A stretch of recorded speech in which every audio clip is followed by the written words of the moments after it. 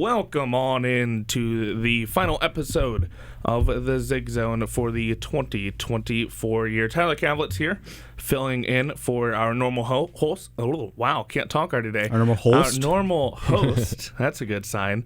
Holden Ruck, joined by cast of four others here today. Firstly, Rhys Patrykus, ready to talk some football with us? Yes, sir. We're going to find out who we're going bowling against. Also joined by Foster Roesti. Yeah, the women's basketball team's got some big news coming out of them. Next to him, keep going. That's a terrible way to put it. Next to him is Carter Leonard. Men's basketball had a very big dominating performance last night. Can't wait to discuss more about it. Happy to be here. And then rounding out our cast today is the one and only Henry Kosko. Yeah, I'm here to talk about volleyball today. Two big NIVC wins over this past week, and another big game coming up on Monday.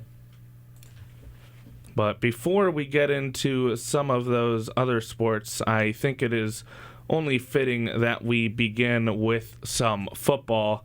And for the third year in a row, Bowling Green is going bowling. That was cheesy. But who did the Falcons end up drawing, Rhys? Yeah, so earlier today, the bowl committee, bowl season, and the 68 Ventures Bowl announced that Bowling Green would be taking on Arkansas State down in Mobile, Alabama. It'll be the fifth time that fifth time that BG has played the bowl game in Mobile, Alabama. It was formerly the GMAC Bowl. It was formerly the GoDaddy Bowl. So Bowling Green has some experience down in Mobile, and they're going to look for their second win. I was right the second time. It's their fourth time down there. They're 1-2. Their only win came back in 2004 against Memphis in the GMAC Bowl. They've lost to South Alabama and Marshall in previous bowls, and I think they match up really well with this Arkansas State team.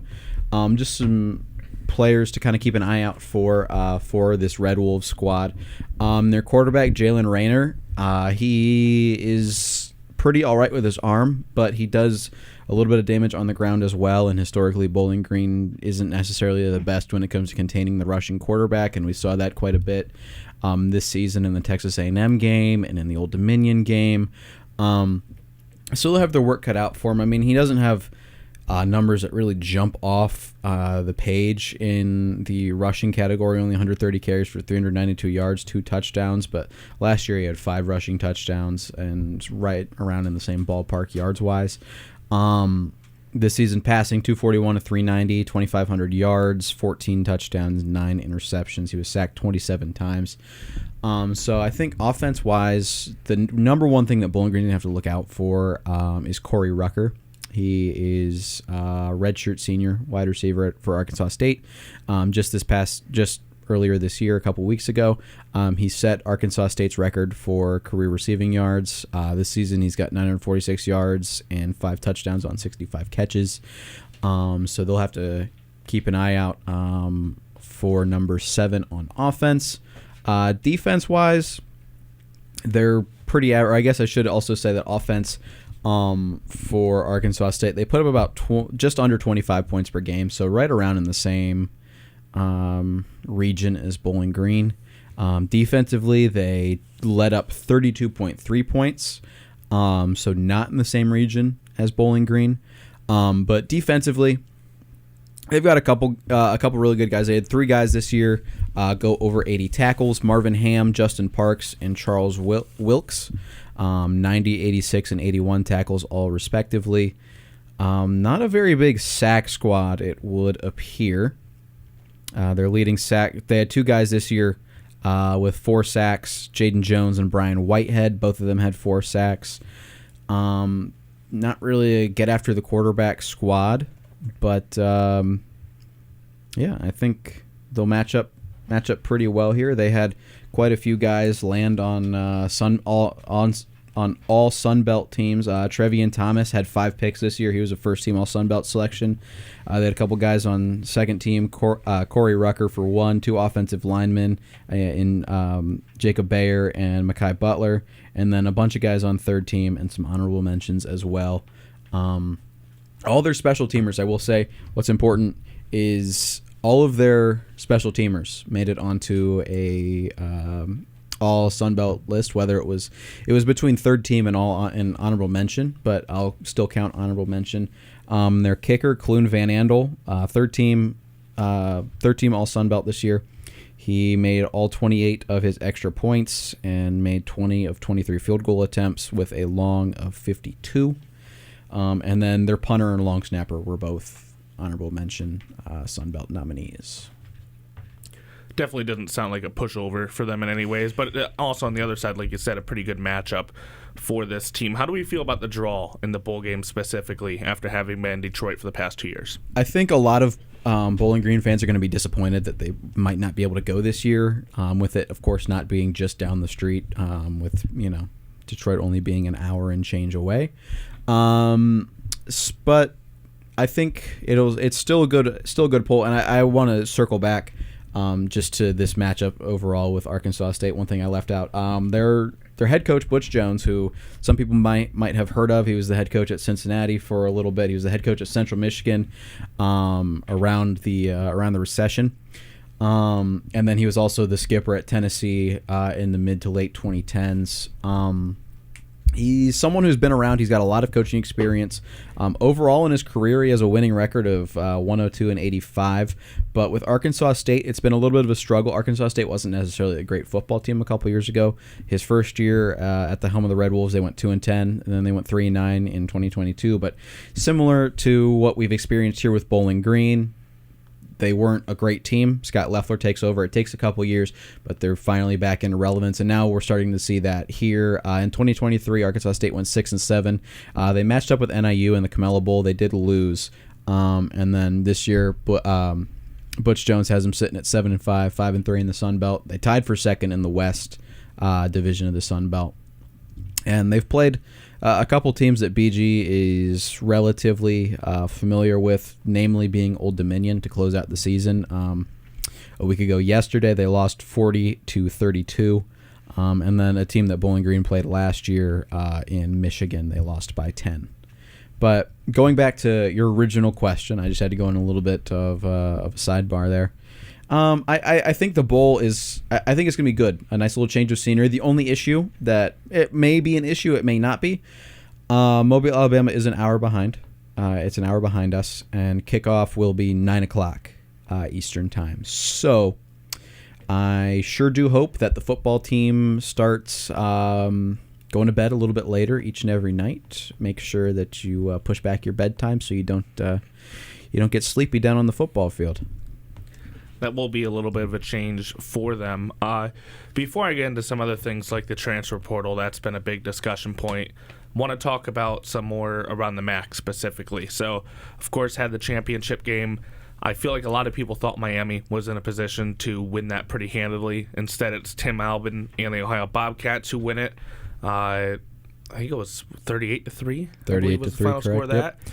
And then Tim Albin leaves Ohio right after that championship win. So just about what happened up in Detroit recently, and then the surprise of Ohio's head coach ditching the program for most likely more money. Yeah, and to be quite frank with you, I think that was it was classless both by Albin and also by the media, I think, because you should probably not be in active discussion with another football team while you're playing or while you're still actively fighting for a conference title.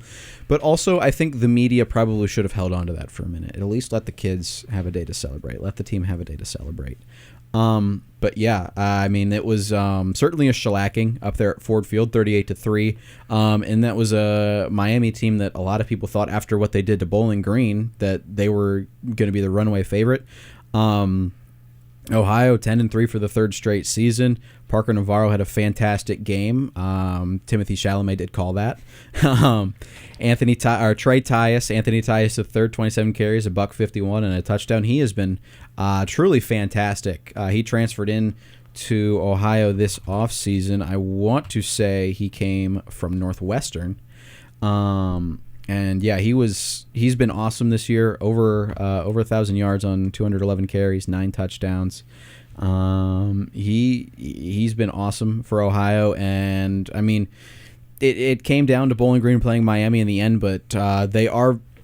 I would say they're a little lucky that they got to duck Ohio this year, because that Ohio team, I didn't think they were going to be that good. They lost a lot. They lost both coordinators. They lost Curtis Rourke. They lost their leading receiver, rusher. They lost key defensive pieces. I didn't think this Ohio team was going to be good, but I think we're seeing now why a team that is kind of in the mud like Charlotte came out and got Tim Albin, because we saw the way he was able to put the pieces back together for an Ohio team that probably shouldn't have been in contention at all this year with what they lost to the transfer portal. I believe they won 7 or 8 games down the stretch to end the season, if I'm kind of close with that one. But they're a team that just caught fire, kind of like Miami, kind of like Bowling Green did. They were just able to continue it a little further.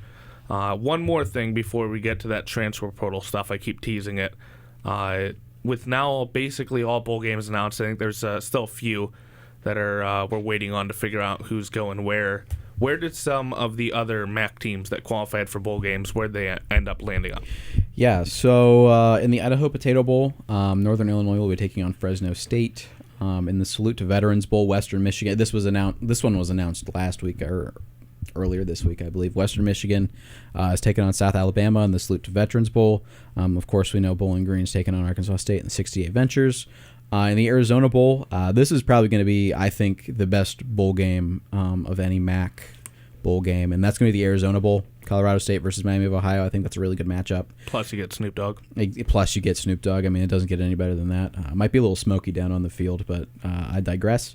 The Bahamas Bowl, Buffalo versus Liberty. In the Cure Bowl, the MAC champion, Ohio Bobbies taking on Jacksonville State. And then in the Game Above Sports Bowl, formerly the Quick Lane Bowl, formerly the Detroit Bowl, formerly the Motor City Bowl, Toledo will have the fortune of taking the short drive, even shorter than the drive that we had to take up to Detroit. They will take on the Pittsburgh Panthers. Normally a Big Ten Bowl, normally a MAC versus Big Ten Bowl. They're taking on an ACC squad. And that's all the bowl games for the Mid-American Conference. A couple teams unfortunately didn't make it to 6 wins, and there weren't enough teams left out for any of the 5-win MAC teams to get thrown into the mix. Any surprises there with any of the teams or any of the draws that stick out to you? I mean, I think the most surprising one is that Toledo versus Pitt, because, I mean, I think Pitt was a much better team. I think we thought Marshall was a possible opponent there. Yeah, a lot of people thought Marshall, and then, of course, it's usually a Big Ten Bowl. It's usually a MAC versus a Big Ten Bowl game, so you would think that there would be not bottom of the barrel, but like a mid-tier. A Minnesota level, mid-level Big Ten team, but I guess there just wasn't enough bowl eligibility, which feels surprising considering that the Big Ten just grew to like 30,000 teams. So, yeah, I would say that was probably the biggest surprise. And then, of course, as I already mentioned, unless it happens to come on December 26th at 9 p.m. Eastern time, that Colorado State Miami Arizona Bowl is going to be so much fun. You know, I think it's interesting that Toledo got maybe rewarded with an ACC bowl game when they weren't necessarily, a team that's better than Bowling Green. Could you repeat that question, please? I'm sorry. Can you hear me? I can't hear myself. Like I got some mic issues in the studio. I don't know. Is your mic on? Hello? There we go. There we go. He had my microphone down. Look at this substitute host. Oh my gosh. Bush League. Did you Bush not? League. And you didn't hear me the whole time I was introducing volleyball either. Wow. Yeah. Okay. Well, anyway. So, anyways, yes. What was your question before you were rudely silenced by Tyler? I was just asking because I feel like Toledo got rewarded with a bowl game against an ACC team when BG kind of got maybe the shorter end of the stick when they went down to play Arkansas State in Mobile, and I feel like I don't know. I feel like there's not much logic there. I mean, maybe just because they haven't been in there twice, or they've already been in there twice, but I think a lot of it had to come with. I mean, Bowling Green's been in Detroit for 2 years in a row now. I don't think that. I don't think Bowling Green wanted to go back there for a third straight year. I think it would have been great for ticket sales. I think that would have been the only really redeeming reason for Bowling Green to go back to Detroit would be ticket sales. But I think you gotta let someone else. You gotta share. You gotta share your toys. that's fair. So I think while it's not the most glamorous matchup, being Arkansas State, I think it's probably for the best because as nice as that hour drive is, and now it's turning into a 13-hour drive, I think it's time for a change of scenery. Right. Yeah, and that's the only game that MAC teams have against like a Power 4 team, right, in bowl games. So that's the only opportunity. So if you're getting it 2 times in a row, you don't really want it the third year. So I see how that happens. Yeah. So with all that bowl game talk now set aside, I think the major talking point past week and a half has been the transfer portal. Once again, it's struck with Bowling Green. So what are the updates with transfer portal news regarding BGSU football, Rhys? Yeah, so this year, Bowling Green not as lucky as last year. They were able to avoid a lot of big hits in the transfer portal. They only lost really Jalen Husky, Cassius Howell, and Teron Keith last year. Everyone else was kind of in a reserve role. So for right now, the current transfer portal count stands at 10. Ranging from Joseph Sipp Jr., who led the team in tackles for loss, and sacks this past year. Terrion Stewart, who has been the bell cow running back for 3 of the last 4 years. Our Falcon Media Sports Network's very own Camden Orth in the transfer portal. He didn't play at all this year with an injury, but he played some meaningful football last year and the year before. Started the Michigan game, started the Buffalo game. Nick Reimer, who started the season as the left tackle this year, he got injured in the Texas A&M game. He came back for a game and then kind of just disappeared. De'Yer Kelly, who didn't have a very big role this year, but over the past couple of years, he's had over 50 tackles, 7.5 TFLs, and 4 sacks. Jalen Burton, who was a reserve corner. Chris Edmonds, who was a redshirt freshman running back, he only had, I believe, 2 or 3 carries for 13 yards in his career. And then Jalen Tillman, who had 4 targets in his career at Bowling Green. He caught 2 of them for 37 yards and a touchdown. Those 2 being in last year's Western Michigan game. And then the only couple times he was thrown to really this year, it was either incomplete or the interception against Old Dominion that Connor Bazelak threw in the second half. That one was targeting Jalen Tillman. And then you've got Edward Rambo, who that's going to be a big hit. Bowling Green's going to be losing their top 3 cornerbacks with eligibility heading into next year. So Edward Rambo was going to kind of be the guy to fill in at CB1. He had a pretty solid year this year. He had 3 pass breakups and an interception.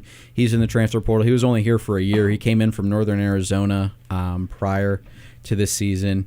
And then Elijah Williams, who was a redshirt freshman outside linebacker. Didn't play a whole lot. He had 1 tackle against Fordham and then saw some time against Kent State, and that was really his only action in terms of his time here at BG. So while it's probably not as wide of a array of kids in the transfer portal just yet for BG, and I say kids as if they're not our age.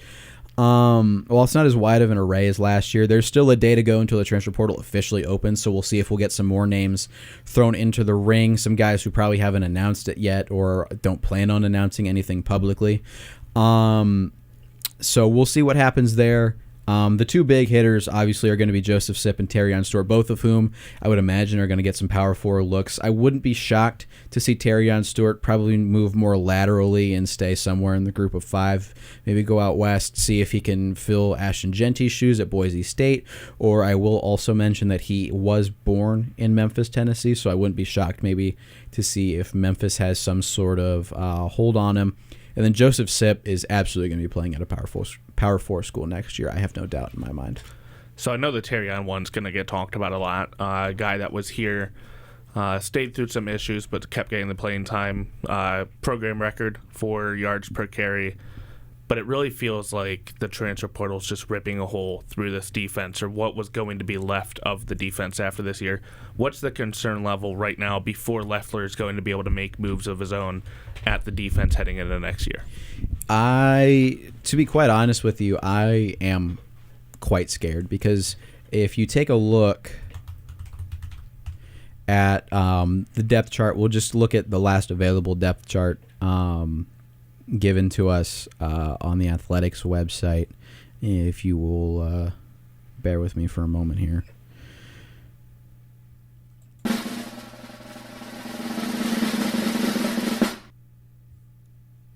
Okay, it's just now loading. One more time. Yeah, one more time. One more time. That's yeah, I get it.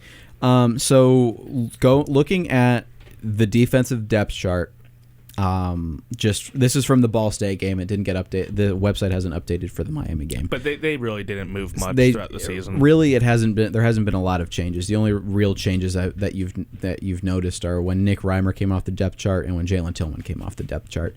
So, anyways, the big names that are going to be missing next year before we even touch the transfer portal: Dontrez Brown.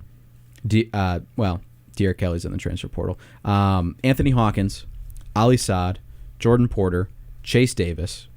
We'll see if Demetrius Hardiman comes back or not. Missed all of this year after suffering that injury against Michigan. Yeah, he had that nasty neck injury. For anyone who does not know, had to be carted off. He didn't leave. What was interesting, I don't think he left his position on the depth chart, but I don't think he ever dressed for a game. He was inactive for every game. Trent Sims is out of eligibility. Brock Horn is out of eligibility. Charles Rosser, A.V. McGarry, both. Ja'Cory Benjamin, Todd Bumphis, Patrick Day, Jordan Oladokin, Darius McClendon. So those are all the guys on the defensive end who are just graduating.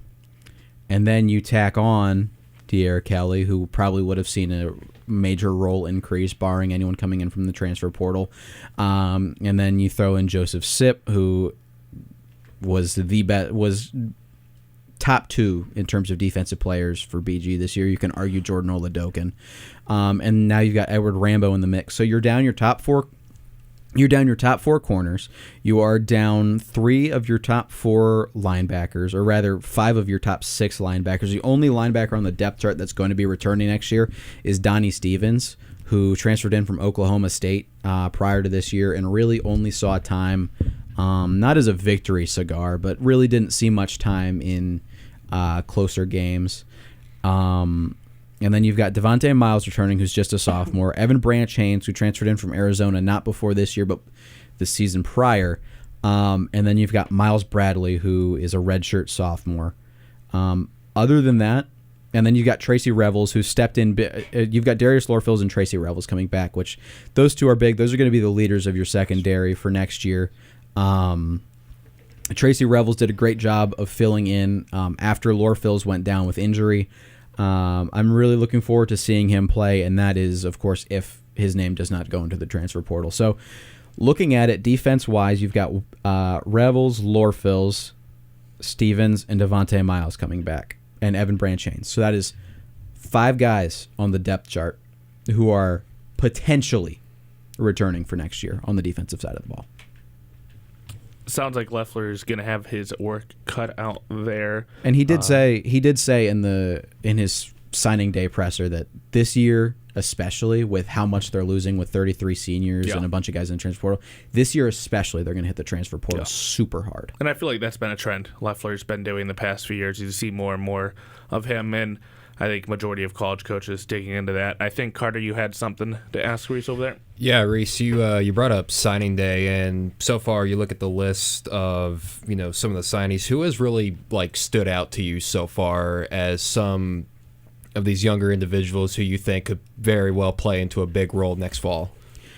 So in terms of playing into a bigger role next fall, I think it's I don't think there will be many freshmen who really get a true look next year, unless it is in kind of unless it's in like a blowout fashion.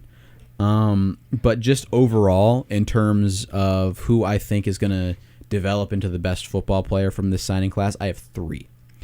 Number 1 is going to be Dior Gardner. He was ranked as the number 1 defensive tackle in the state of Ohio, coming out of Canton McKinley, which we know, of course, the Canton McKinley connection with Bowling Green, Harold Fannin Jr. I think he is going to be a monster. And then JT Kitna, who has NFL blood, son of John Kitna. He's got brothers in college football. I think he is going to be awesome, 6'2", 220. He holds the record for passing yards in a season or in a career or something for Lakota East, and then spent 2 years in Texas. So he knows how to play in 2 of the best states, in my opinion, for high school football in Texas and Ohio. And then the third one, who I really, really like after watching some tape, and Tyler, you can attest to this, I'm very, very high on this kid, Jeremiah Scobie, coming out of Dickinson, Texas, 6'3", 210 tight end. 6'3", 210-pound tight end. Tyler, he looks a lot like Harold Fannin. It is hard to make those comparisons. I did see what you were showing me with that. He does have traits that are very similar to what we see in Harold Fannin Jr. But to wrap up all this football talk, I want to throw one more thing at you. Scott Loeffler going in, 1 more year left in his contract. Do you foresee anything happening with that contract this offseason? Frankly, I don't think, unless it really comes down to it, I don't think that the athletic director, Derek Vandermeer, is going to let Loeffler coach on the final year of his contract. Just with the fact that he's been relatively successful over the last 3 seasons, at least by BG standards. So I think that he'll probably get, another couple-year extension, keep him around. We'd have,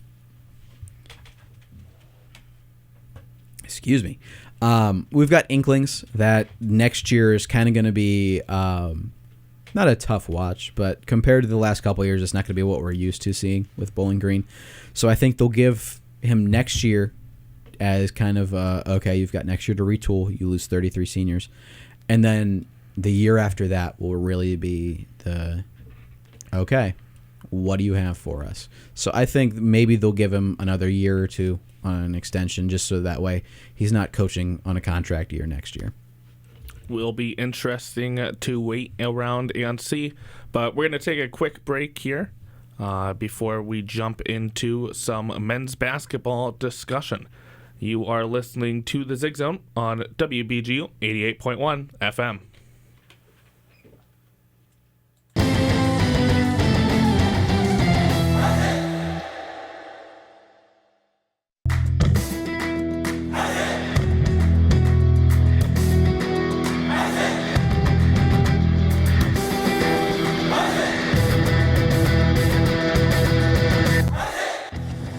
Don't have time to tune into a BGSU sports broadcast? Falcon Media Sports Network will have you covered with live updates of home BGSU athletic events. To follow along, head over to @BG_FMSN on Twitter X.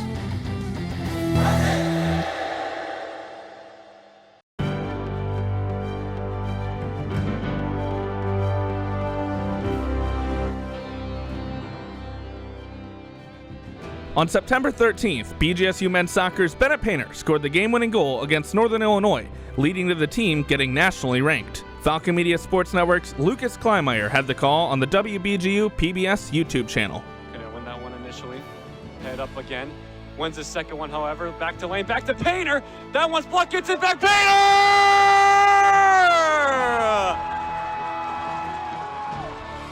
Bennett Painter paints another masterclass at Cochran Stadium. This has been a Falcon Media Sports Network featured call.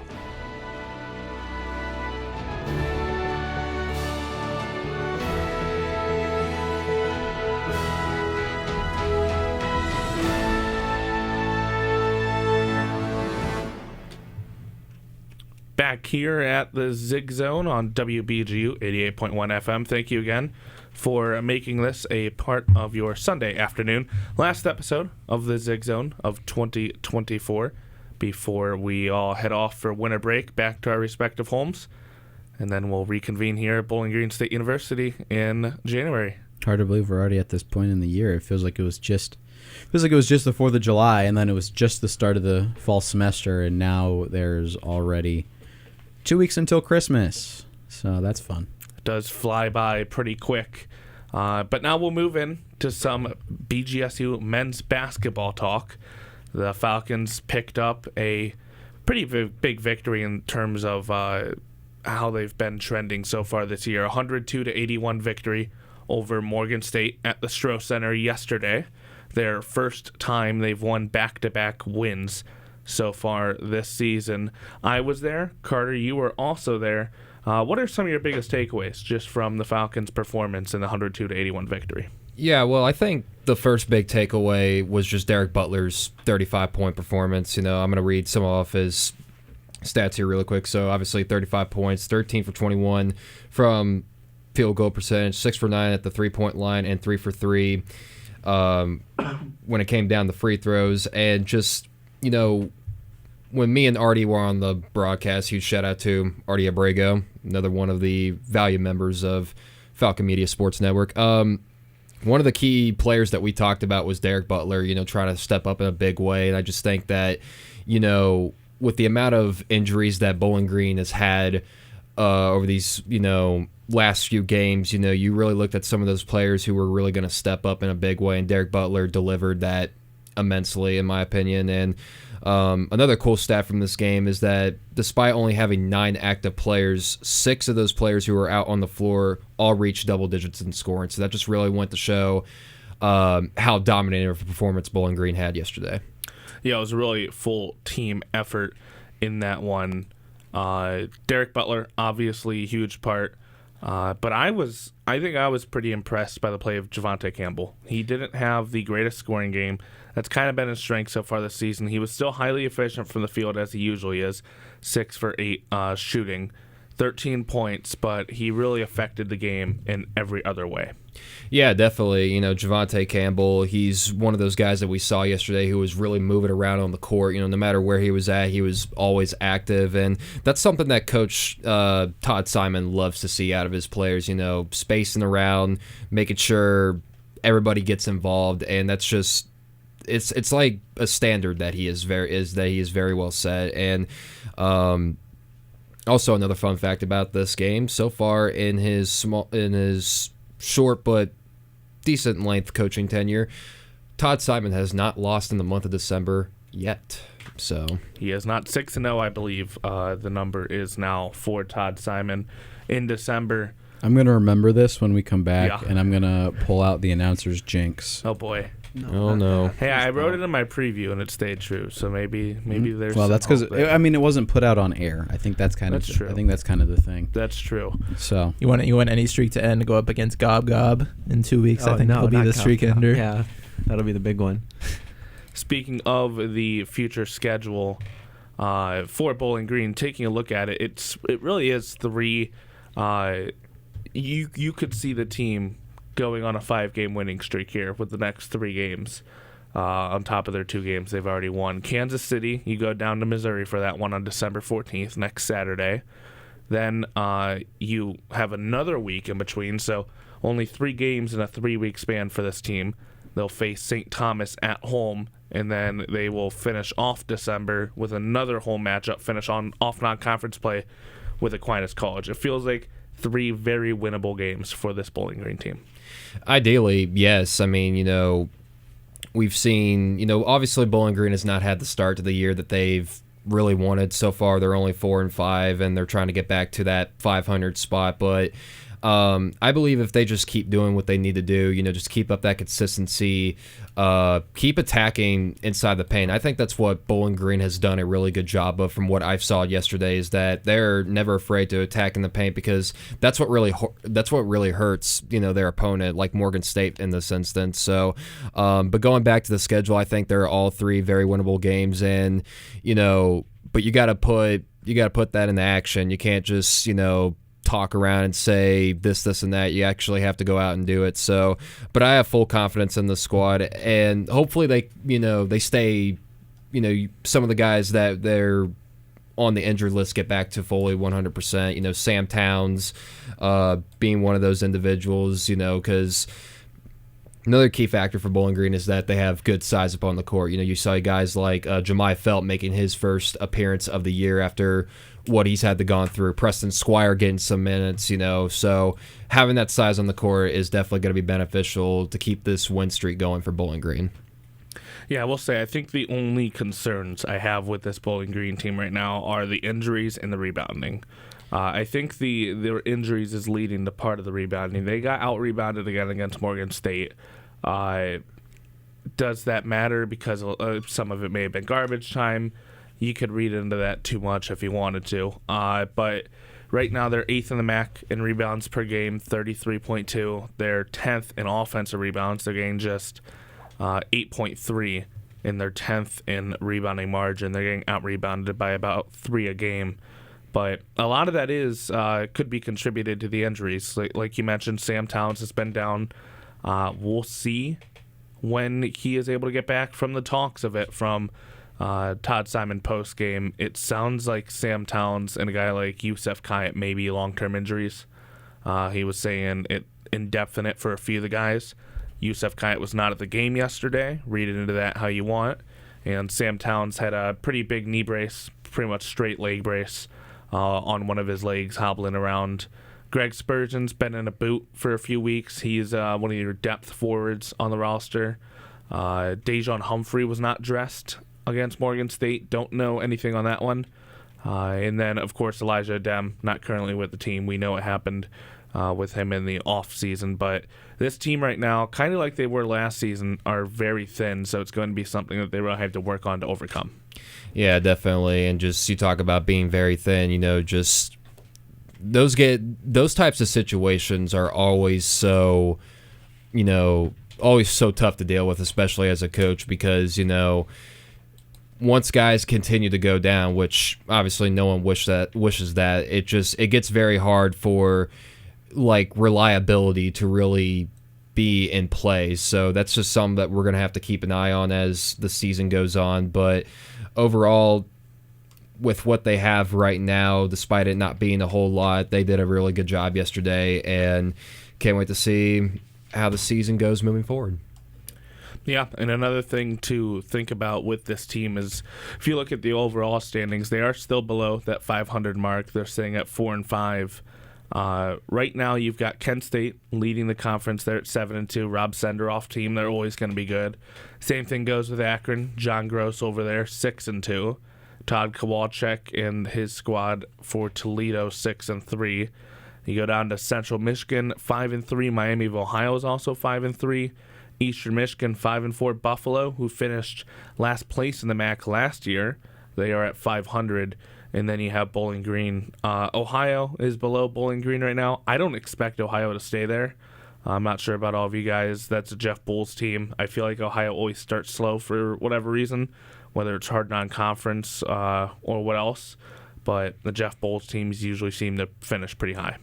Yeah, you talked about starting out slow. It's all about really heating up at the right time. So maybe that's what Bowling Green did last year. Yeah. I know you weren't here, but I bet you've read about some of it. Yeah. It was 8-9 game winning streak. Yeah. Going into conference play. Pretty sure Bowling Green is actually top the conference standings heading into the Akron game last year. I remember hearing something about that. Yeah. So they definitely have the momentum right now. It'll be interesting to see how long they can carry it on for. Looking forward, you mentioned the 3 maybe easier games coming up for them: UMKC, St. Thomas, and Aquinas College coming up. UMKC, although they're 4-7, they haven't beat a single Division I team all year. In St. Thomas, they are coming off a 3-game win streak against all Division I teams, coming off a 7-point win to Montana and a 12-point win at Northern Colorado. We'll get a good look of what we're going to see from them in the game coming up for them against Western Michigan, who, although they are a bottom of the MAC projected team, it's still decent competition compared to what we'll see later on. So that'll be a good match to see as well at BG. Yeah, I think it also benefits the team, just the 3 games in 3 weeks. They kind of need that right now because they're not going to start off conference play very easy with their first matchup. You have Akron in a nationally televised game at the Shore Center on CBS, and Akron picked to finish second in the MAC, reigning MAC champs, John Gross team. That's going to be a very tough matchup. So I don't know about you, Carter, but I think the key for this Bowling Green team over the next couple weeks is, of course, to win the games you're supposed to win, but just to get healthy.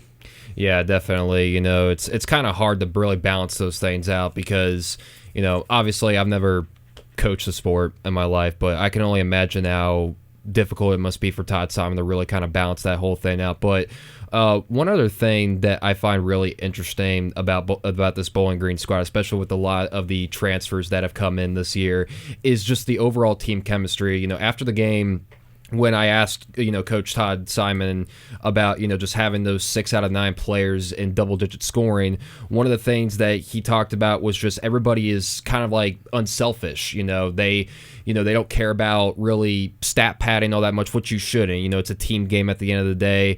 Of course, it's never a bad thing to give it to the hot hand. Obviously, that was obviously Derek Butler yesterday, but just having that unselfishness brings a lot of good chemistry to the team, and having each other's back is definitely beneficial. Yeah, and I know you went into some of the stats a little earlier. Add on to that for what you talked about, moving the ball around, being unselfish. 5 players ended with 5 assists each. The team had 21 assists in the game. That's a season high for this Bowling Green team. Javante Campbell had 5 assists. Marcus Johnson, who did not have the greatest shooting night, didn't shoot a ton once Derek Butler started heating up, went into more of that facilitator role. Shot just 3 for 8, 1 for 5 from deep, but he also had 5 assists. And then Braylon Green, who was a pleasant surprise off the bench, he starts to continue to play better and better, get more comfortable. 29 minutes for him, 4 for 8 from the field, 10 points. Also adds in 3 rebounds and 5 assists. Yeah, just like we mentioned, just moving the ball around is definitely something that every team should, be doing, because you can't, obviously, despite the fact that we're praising Butler for having, being pretty much the player of the game, you don't want to continue to rely on one individual in particular. And I kind of felt like at some points earlier in the year, we saw a little bit with that with Marcus Johnson. Not saying, it's not a good idea to rely on him, but every single time you always want to have everyone, be involved, and just because that's what wins you games at the end of the day. Indeed, it does. So we will take another short break here, and when we come back, we will have our first of 2 round-robin table questions. When we come back, we're going to be discussing what is the best Christmas movie. So everyone think of your answers for that. Die Hard. Oh, boy. It's going to be an interesting discussion. We'll take a quick break. We'll get back to that when we come back. You're listening to the Zig Zone on WBGU 88.1 FM.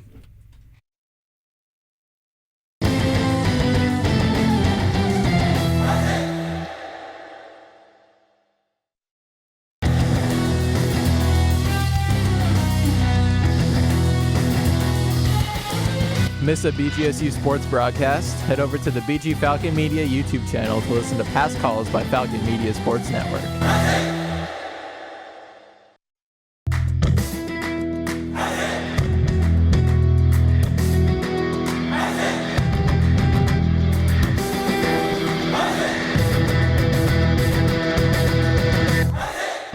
Falcon Media Sports Network is finally back on the road with BGSU hockey.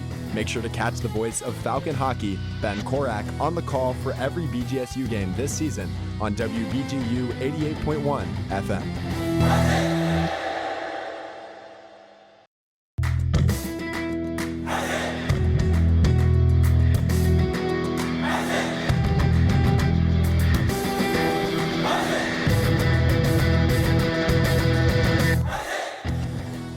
Are you a fan of BG Falcon Media and the Falcon Media Sports Network? You can show your support for BGSU student media by donating at the bottom of the page of stories on bgfalconmedia.com.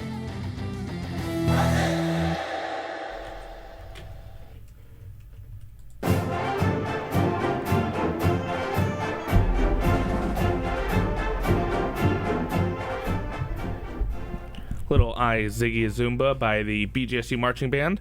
Bringing us back here on the Zig Zone on WBGU 88.1 FM. Once again, thank you for making this a part of your Sunday afternoon. The last episode of the Zig Zone here in 2024. With that said, we've gone over some football, men's basketball talk, nearing the top of the hour here. Time to bring up our first discussion question. I mentioned it as we were going off the air a few minutes ago. It is, what is the best, not your favorite, what is the best Christmas movie? I'll go, there is a difference. I see Rhys giving me a look there. I disagree because I feel like you're going to be biased towards your favorite Christmas movie to which one you think is the best. Yeah, your favorite Christmas movie is probably yeah, the best that's two one at different the same questions time. there. That's why we're going best. The favorite might have part of it. What is the best Christmas Okay, well, I thought of movie? my favorite I did too. because it's the best in my opinion. Okay, well that's fine if you think it's the best in your opinion. Yeah. We'll go right to left since Rhys is very active in this discussion here. Rhys, what do you think the best Christmas movie is? So I want to preface this by saying I think Rankin Bass is like the LeBron James of I do have Christmas to say, movies. when you have to preface your answer, it's never What is a it? good sign. Rankin Bass, the stop motion company. Never heard of it. They made a bunch of the old Christmas movies. I'm talking like Rudolph and I see. They have Like the some claymation, great like the stuff. claymation. Those Yeah, claymation ones are Santa Claus. amazing. That's the company. Those are the directors and the guys who made that.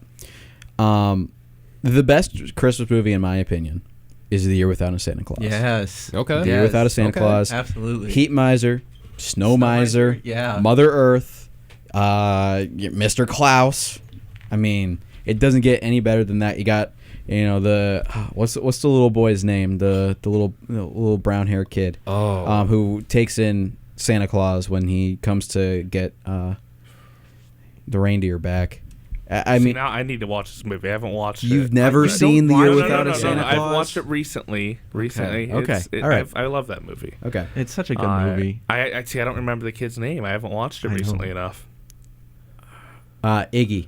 Iggy. Yep. Iggy Thistlewhite. Oh, yeah, it's- Yep. Yep. He takes in Santa when he comes down to find Vixen. It's a great, heartwarming tale. There's snow in Southtown for the first time in a long time.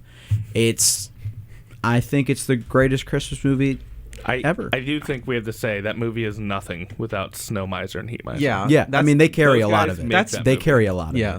That's the exact same reason why I chose it as my favorite and best Christmas movie. Those two are iconic. I mean, every year when they come around Christmas time, you're going to hear those two songs. It doesn't get any better than those two. Classic. Yeah, they're the best. I can't wait for this one. You guys, I wish you guys could see the look that Henry Kosko. He's over there. he's burrowed, plotting, man. He's burrowed into his laptop, giving everyone a devious little grin. I've never impish. I've never seen The Year Without a Santa You've Claus. never seen I've it, never really? seen it. Never seen it? I guess I'll have to watch it. You have to Alright, watch you it. have to movie. go. and Well, watch luckily, that'll probably change for you this year. Yeah, it has to. I guess it will. We'll have him report on the first It has episode a of the th- Zig it has Zone a- in Yeah. 2025. It has a 3.7 Yeah, out of 10 on IMDb. As soon as Well, you guys IMDb get back in the studio, we'll know officially. That is disrespectful. That's very disrespectful. A 3.7 out of 10. Oh, wait, No, that's the it's- 2006 version. Oh, I'm so okay. sorry. Never I'm mind. so sorry. It has Okay. a 7.7. I'm so Yeah, sorry. all right. That's a little bit more 7.7 is respectable. respectable. That's solid. My apologies. Yeah, the 1974 version. Such Yeah, a the good 1974. To clarify, we're talking about the movie. 1974 The version. claymation. It's The just good amazing. version. The Yeah. good version, yep.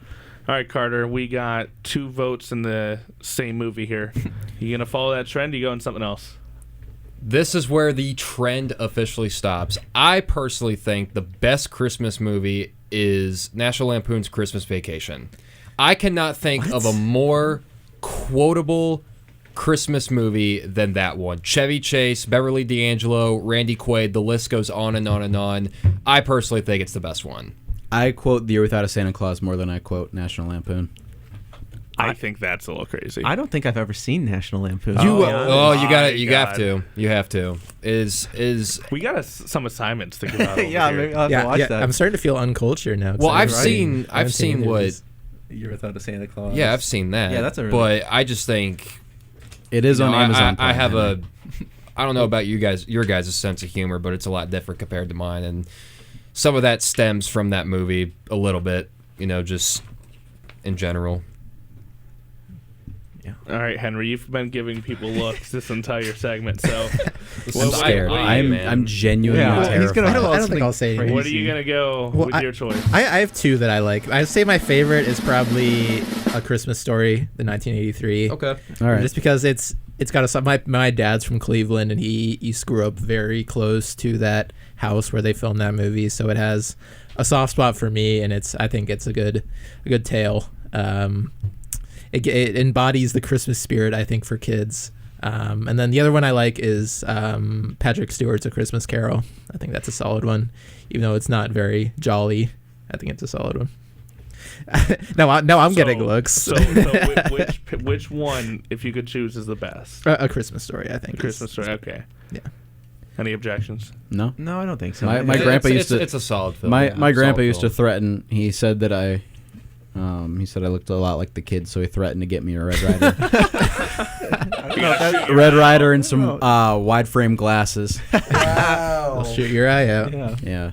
Has anyone visited A Christmas Story house up I in have Cleveland? not. I have not I've seen it in been there. person. It's no. pretty awesome. Yeah, okay. I will say I've been to it also. So I think I've driven past it like probably once, but I've never really stood in front of it and go, "Wow, that's the real thing." if anyone has the chance, it's some pretty cool stuff up in there. I know the year after I went, they added the Red Rider gun. Yeah. Oh, that's I didn't cool. get to see the Red That's Rider really gun. cool. Did you see the leg lamp?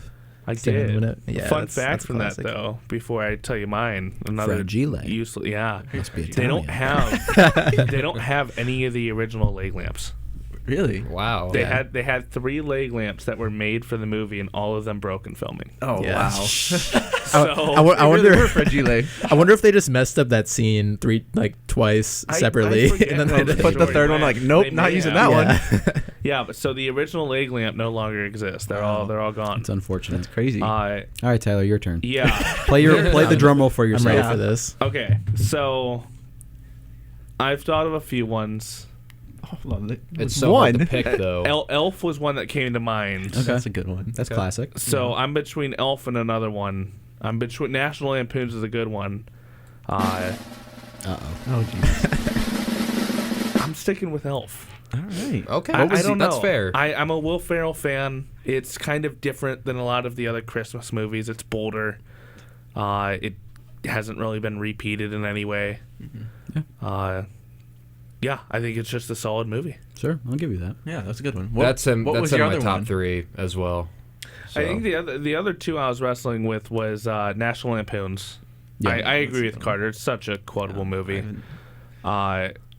And then A Christmas Story. We always play that like at least 4 times in a row. Christmas Day. Yeah, because That's it's just running on in the background. it's on TBS for like the entire day, so we always just leave it on. You at can't some point. escape it once you go on that channel. I must say, I'm very surprised that nobody said Charlie Brown Christmas. It was That's- up there. it's- I I'm was that's also another- surprised no one said Home Alone. No. I'm not a fan of Home that. Alone's that. No, no, not no, a fan. I That- like Home Alone. That movie's not rewatchable. It's You watch it not. once. You and watch it's- it once and and you're you're good. John Williams soundtrack, and it is so good. Charlie though. John Christmas Williams is just of- masterclass. Linus's speech. Yeah. Linus- Such a good. Such a great movie. All Linus has me ready to run through a wall every year. What assignments do we have to dish out? We have to have some people. Henry hasn't watched I have The to Year watch Without a Santa Yeah, Claus. without Santa- And I gotta watch Lampoons. Lampoons. I also have to watch Lampoon. So Oh, Foster, right. Really? Foster, if you want to have a movie marathon, Oh, we'll have at my a place. nice movie marathon. I'll bring Yeah. some DVDs All of right, Charlie so Brown if Christmas. anyone's Perfect. all those remembering, ones. we gotta mark this down. Gotta take notes Reese here. and Foster have to report back on National Lampoon's Christmas Vacation. Will do. And you got Henry. You got to report back on A Year Without a Santa Claus. Yes, sir. So It is on Amazon Prime. I don't The know if you Zig heard me Zone earlier. movie I review don't show. know if we Oh, made there out we the go. census. We'll put out a poll after this is done. But I think the 4 we came across is The Year Without Santa Claus, National Lampoon's Christmas Vacation, A Christmas Story, and Elf. So we'll see whose is the most popular vote in the end. And you have to specify in the poll that it's the 1974 version. I will. I didn't know there was another version. I didn't know Neither there was did I. another. Yeah. Apparently, it was awful. So that's Yeah, probably yeah. why we didn't know it Yeah. existed, because it was just that bad. They can't tarnish so much in human. No. Can't happen. So we will take another quick break. When we come back nearing the 5 o'clock hour, we will talk some volleyball, and we also have some women's basketball and hockey teed up for a little bit later. You're listening to the Zig Zone on WBGU 88.1 FM.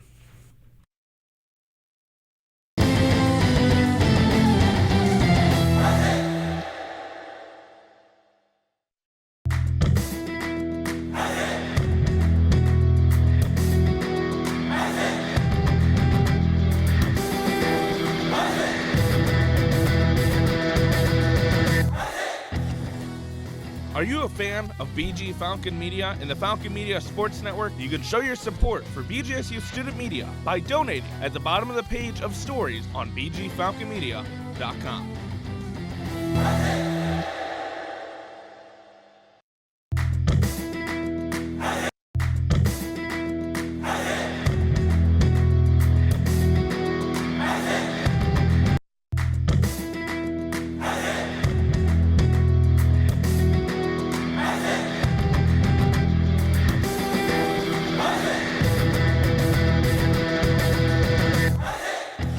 BGSU Women's Swim and Dive takes on Simon Fraser for the second of 2 matchups at the Miami Country Day Aquatic Center in Miami Shores, Florida on Sunday, January 5th at 11 a.m. Falcon Media Sports Network will have a recap of the event at bgfalconmedia.com.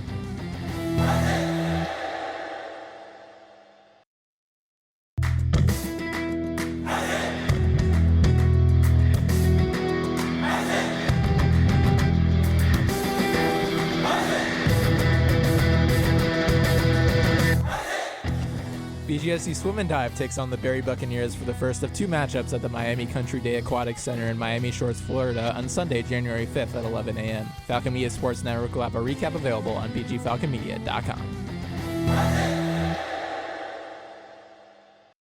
Hey, I'm BGSU graduate Jason Jackson from the Miami Heat, and you are listening to WBGU 88.1 FM, home of the Falcons Media Sports Network. BGSU great Jason Jackson with the legal ID there. Welcome back to the Zig Zone on WBGU 88.1 FM. Tyler Kavalecz here filling in for Holden Ruck. If you're just now tuning in, I'm joined alongside Rhys, Patrykus, Foster Roesti, Carter Leonard, and Henry Kosko. We've already talked about some football, men's basketball, and had a heated debate over what the best Christmas movie is. I still can't believe 3 people in this room have never heard of or watched National Lampoon's Christmas Vacation. Tyler, believe me, my mind is just as blown as yours right now. Listen, I tried to watch it. I just couldn't get into it. That's crazy. But we'll put that behind us. That's even crazier, I think, than never have heard of it. But put that behind us, and we're going to get into some volleyball action. BGSU volleyball season is not over just yet. Henry, you've been keeping some tabs closer to this team, doing some video for some of these, making some highlight packages for us. What do you have on volleyball? Yeah, well, the season's not quite over for them, playing in the NIVC volleyball equivalent of the NIT, basically, is what you're going for there. 16-team tournament, I believe it's 16 teams. So Binghamton was the first round matchup on Wednesday. That was a big 3-1 win for them, a game that they were favored in. Of course, big all-around win for them. 3 players in double-digit kills. Of course, Tyler and Hovey, as well as Jordan Newblett, had double-digit kills in that one, and double-digit digs for Senior Hernandez and Amanda Otten. In that one, kind of a game that they were expected to win. Not really much to say about that one. And then the big one coming up after that one was Wright State, a team that they played and beat earlier in the year on the road in Dayton in a preseason or non-conference, out-of-conference tournament. They beat them 3-1 in that game, and they beat them again 3-1 in this one. That was more of a Hovey-Tyler typical type volleyball game there. We had those two kind of taking over. But yeah, we saw 2 quality opponents and 2 wins for BG. It's good that they get this tournament after the disappointing MAC tournament finish that they had. Coming up for them will be the quarterfinal matchup against the DePaul Demon Deacons, of course, a team that they also beat at DePaul in a non-conference tournament earlier in the year. I believe it's safe to say that they'll be favored in that one as well, since they already have the win. But the big game for them, if they happen to beat DePaul, will come in the Fab Four. Whoever they play, either if it's UConn, who already moved on to the quarterfinal, or it's Virginia or St. John's, who play tonight, actually starting in an hour. Both of those teams will be favored over BG to say Power 5. If you count the Big East as a power conference, those are Power 5 schools that that have had solid seasons and that made this NIVC tournament. So that'll be a good matchup to see what happens there. On the other side, it's Arizona and Wyoming, and Arkansas State against UNC in the other side of the quarterfinal. I will say, I do think this is exciting for this program to be able to have a run like it's possibly getting close to going on one right now. Right. I believe they already just set a record for most wins in a season under Daniela Tomic with 23 now. I think the one disappointing thing for some fans may be it doesn't look like any of these future games are going to be hosted at home. Yeah, probably not. It won't be like the WNIT run that the women's basketball team had where they got to host Florida here. I believe that was the Fab Four in 2021. But it's still a good experience, obviously, for the players, for the seniors that are leaving. They get to have some extra games. They get to have this extra accomplishment there on their resume. And it's big for them. It's big for the program to play these big teams, to play Virginia, St. John's, UConn, whoever they end up playing, to play DePaul twice and maybe potentially beat a Big East team twice in the same year, and also beat Wright State twice in the same year. It's big for Daniela Tomic, obviously, and all that she's accomplished here. As we have a quick soundbite from her press conference against, I believe this was the Wright State game. Yeah, speaking of that, like you said, she talked in that press conference kind of about the team and how resilient they've been this season now throughout this tournament. That's a hard question, just one word.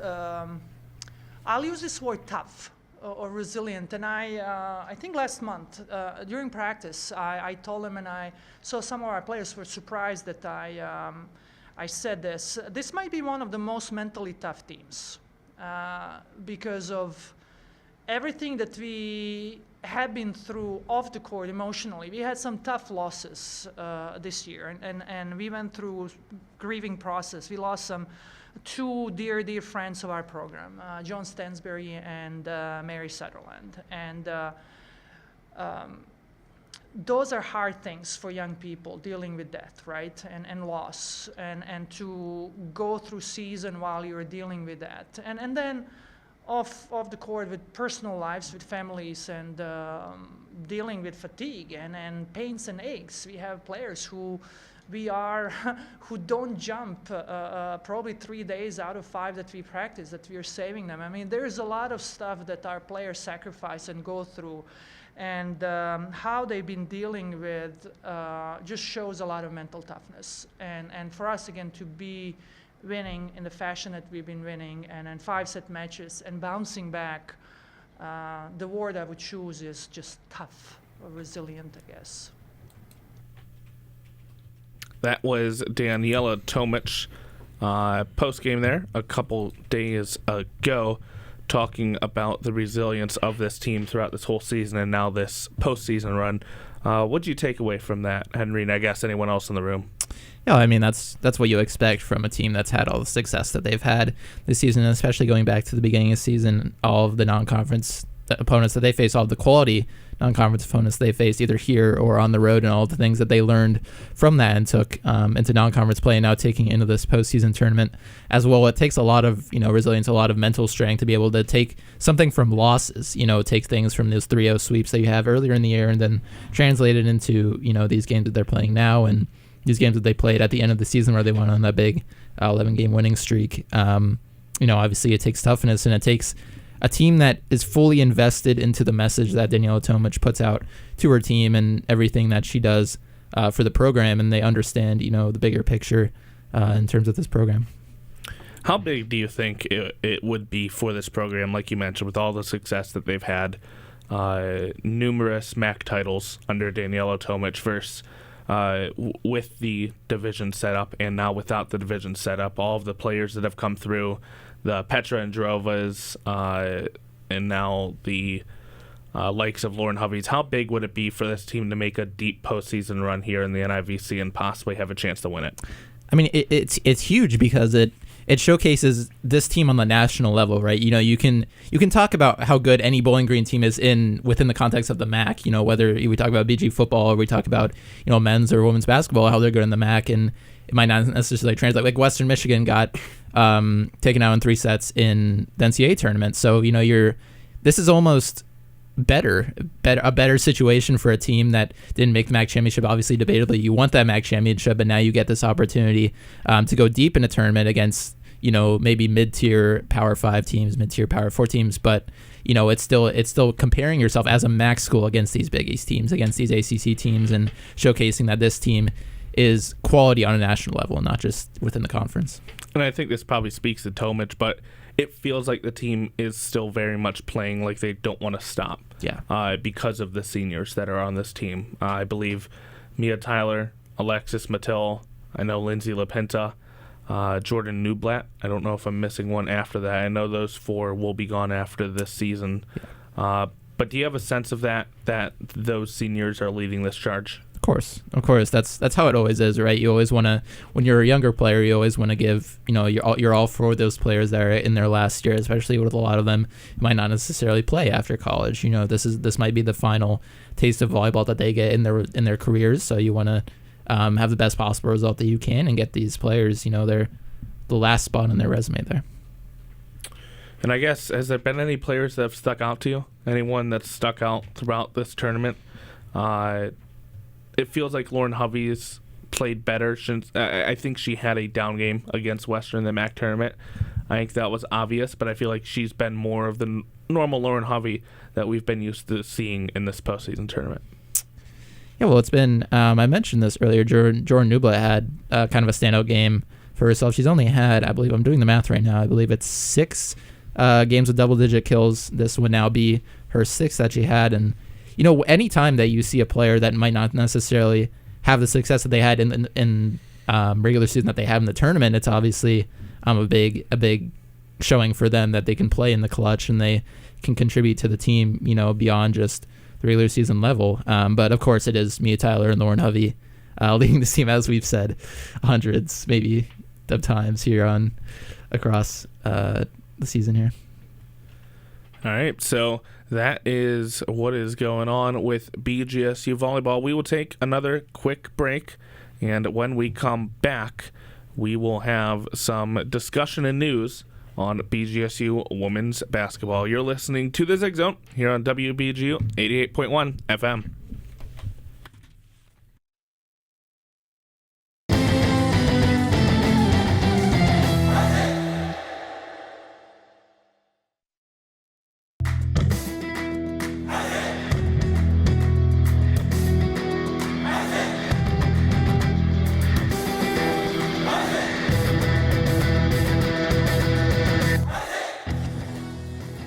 BGSU Women's Track and Field hosts the Falcon Early Bird Open on Friday, January 10th. Falcon Media Sports Network will have a post-game recap available on bgfalconmedia.com.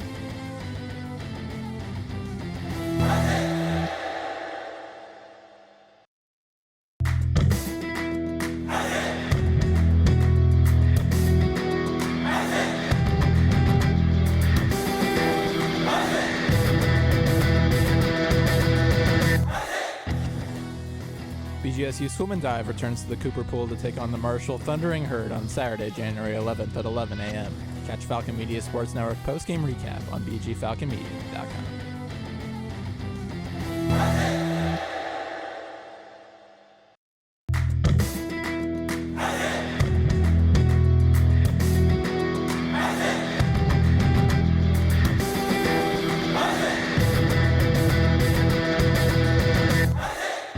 The Falcon women's basketball team looks to extend their winning streak to 3 games as they battle Xavier and the Stro this Saturday, December 7th. Join the Falcon Media Sports Network's Lucas Kleinmeyer and Kaden Knapp on the call at 6:45 on WBGU 88.1 FM.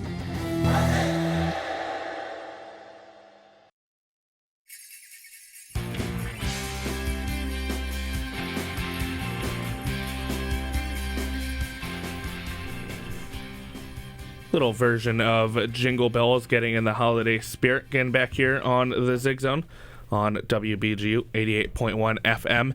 We have now covered volleyball, football, and men's basketball throughout the show. It is time for us to turn the page over to women's basketball. A lot of news and updates regarding women's basketball. We're going to go to Foster Roesti to give us those right now. Yeah, women's basketball won last night. They beat Xavier, notching their 3rd straight win in a row, coming off that Daytona Beach Classic with wins over Stetson and Arkansas, which is a very big win against a SEC opponent. You could argue the biggest win of Fred Shamul's career here at BG. You could easily. You could argue 2 back-to-back of some of the biggest, depending on how Xavier does the rest of the year. You could say. Yeah, Xavier. It's up in the air to see how Xavier does for the rest of the season. They've kind of struggled early. They're 4-5 right now, if I'm not wrong. So, the long season, they got a lot of basketball left in them, and they have some really, really talented players that I'll go over here in a minute. But the biggest news for women's basketball, Lexi Fleming, back on the court last night, just under 14 minutes, hit 3 threes though, and nailed her very first one when she got onto the court. So it was good to see her back. Good to see a big member of the team. I tell you what. I was board hopping the game last night, and after Lexi hit that first 3, I felt like I was in the Stroh Center because it was so loud. It was so enveloping that I could hear it quite very clearly through Lucas Kleinmeyer and Caden Knapp's headsets. That I thought I was there courtside. It was an awesome moment. Yeah, it was just great. Not to cut you off. No, Foster. you're fine. I mean, it's a huge moment for Bowling Green basketball. This is a leader of the team. It's one of the best players for the team. Someone who's helped bring along some of the younger players, coach them up as she's missing games. It's good to have her back on the court, along with having her just a part of the team. And she talked about it herself. There was a lot of emotions going for the team. Everyone's very emotional. Standing ovation when she was walking over to check in. The crowd erupted when she hit her first shot. She only took 4 shots, but she hit 3 of them. All were from 3-point range. So it was great to see her back out there. And she got an assist, got a steal. And you could tell she had a little bit of extra pep in her step on the court. A lot of deflected passes, kind of got up and pressed the opposing team a little bit. She was ready to go, and she looked like she was just a veteran that she knows she can be for this team. Well, Lexi Fleming, although she hasn't been playing in nearly a year, just feels like the heart and soul of this team. Oh, yeah, absolutely. I mean, she talked about it. We can all talk about it. She is a coach on and off the court. She knows what's going to happen. She knows how to kind of mold the defense to get them to do things she wants them to do so she can get open shots. She passed up some open shots to get it to other players. It's just something that when you have Lexi Fleming, who's been here for a while, who knows the ins and outs of this team, you have a little bit of an advantage because of how she plays and how she just coaches other players on the court. She can help calm them down. She can help move them around. It's something big to have, and it's great to have on a team like this where there's some young players who we're all very high on here. I will also say it feels like with someone that's been playing all season in Erica Porter, felt like she got off to a kind of slow start compared to what she did last season. It feels like she's getting back into the rhythm of things. 7 for 10 from the field against Xavier, 17.7 rebounds. What have you seen from Erica Porter recently? Well, you are correct. Porter's have a bit of a slow start. She's had some foul problems in the paint against some of these matchups that have kept her off the court for some of those games, which is a big problem. If you want to have a good hot start, you got to be on the court for that. But she's been using her strength in the paint to move around to other players. I mean, she gets down. She's going to push you in the paint. She'll go over 2 defenders. They threw double teams at her, and she was still finishing over them, stepping through, getting and one opportunities to get to the line and finish those free throws. She's a dominant force for this team, and sometimes this team goes the way she goes. So if they can get her started in the paint, you're going to see those double teams come quick, and she can pass out. They can swing the ball over for an open shot, which is huge for a team that has some really good shooters on this roster. And I think a very good sign for this team is kind of the opposite of the men's team. They're going in kind of the opposite direction of that. They were beat up early in the season. The men's team was relatively healthy to begin the season, and those roles I feel like have kind of reversed. Men's team is now in some trouble injury-wise, but it feels like the women's team's getting healthier. The return of Lexi Fleming, and you also have Johnny Donahue returning against Xavier and having a good performance of her own. Yeah, Donahue is one of the biggest defenders for this team. She harasses the ball handler. She gets in scoring lanes, picks off passes like a defensive back sometimes. So when you have her on the court and when Taya Ellis comes back from her injury, that is 2 defenders that are going to cause problems everywhere at every level. Taya down in the paint, blocking shots, and Donahue up around the perimeter, getting steals and harassing the ball handler. And then she didn't have a great shooting night per se. I don't think she shot a ton, but Paige Kohler seems to be growing and affecting the game in different ways. 8 rebounds, 4 assists for her.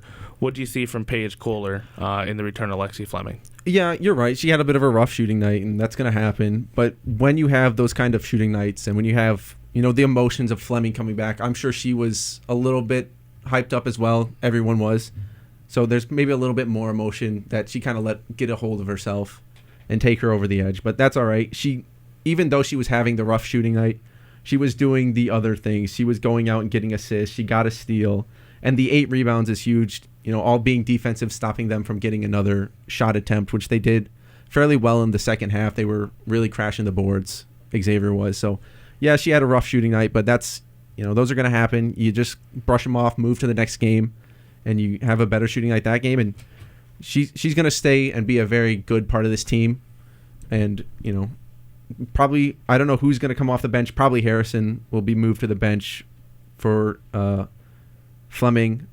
But even she's been able to do a lot of very good for this team. And first off, just in regard to Fleming coming back, I mean, it's probably going to be a minute until we see Fleming back in the starting lineup. Absolutely it is. Yeah. You spend that much time away from full speed, full contact, competitive basketball. You're not going to be able to come back right in to the starting lineup. Yeah. And I think, not to say it was a flash in the pan, but I do think that it was maybe more of an adrenaline moment with her hitting those 3 threes. It's your first game back. I think maybe, not saying luck was on her side, but I think it might have been a little bit too good to be true, in just a sense that it was the perfect story. Mm-hmm. Obviously, she probably still has some rust to knock off. Oh, absolutely. We didn't see her drive a whole lot. Nope.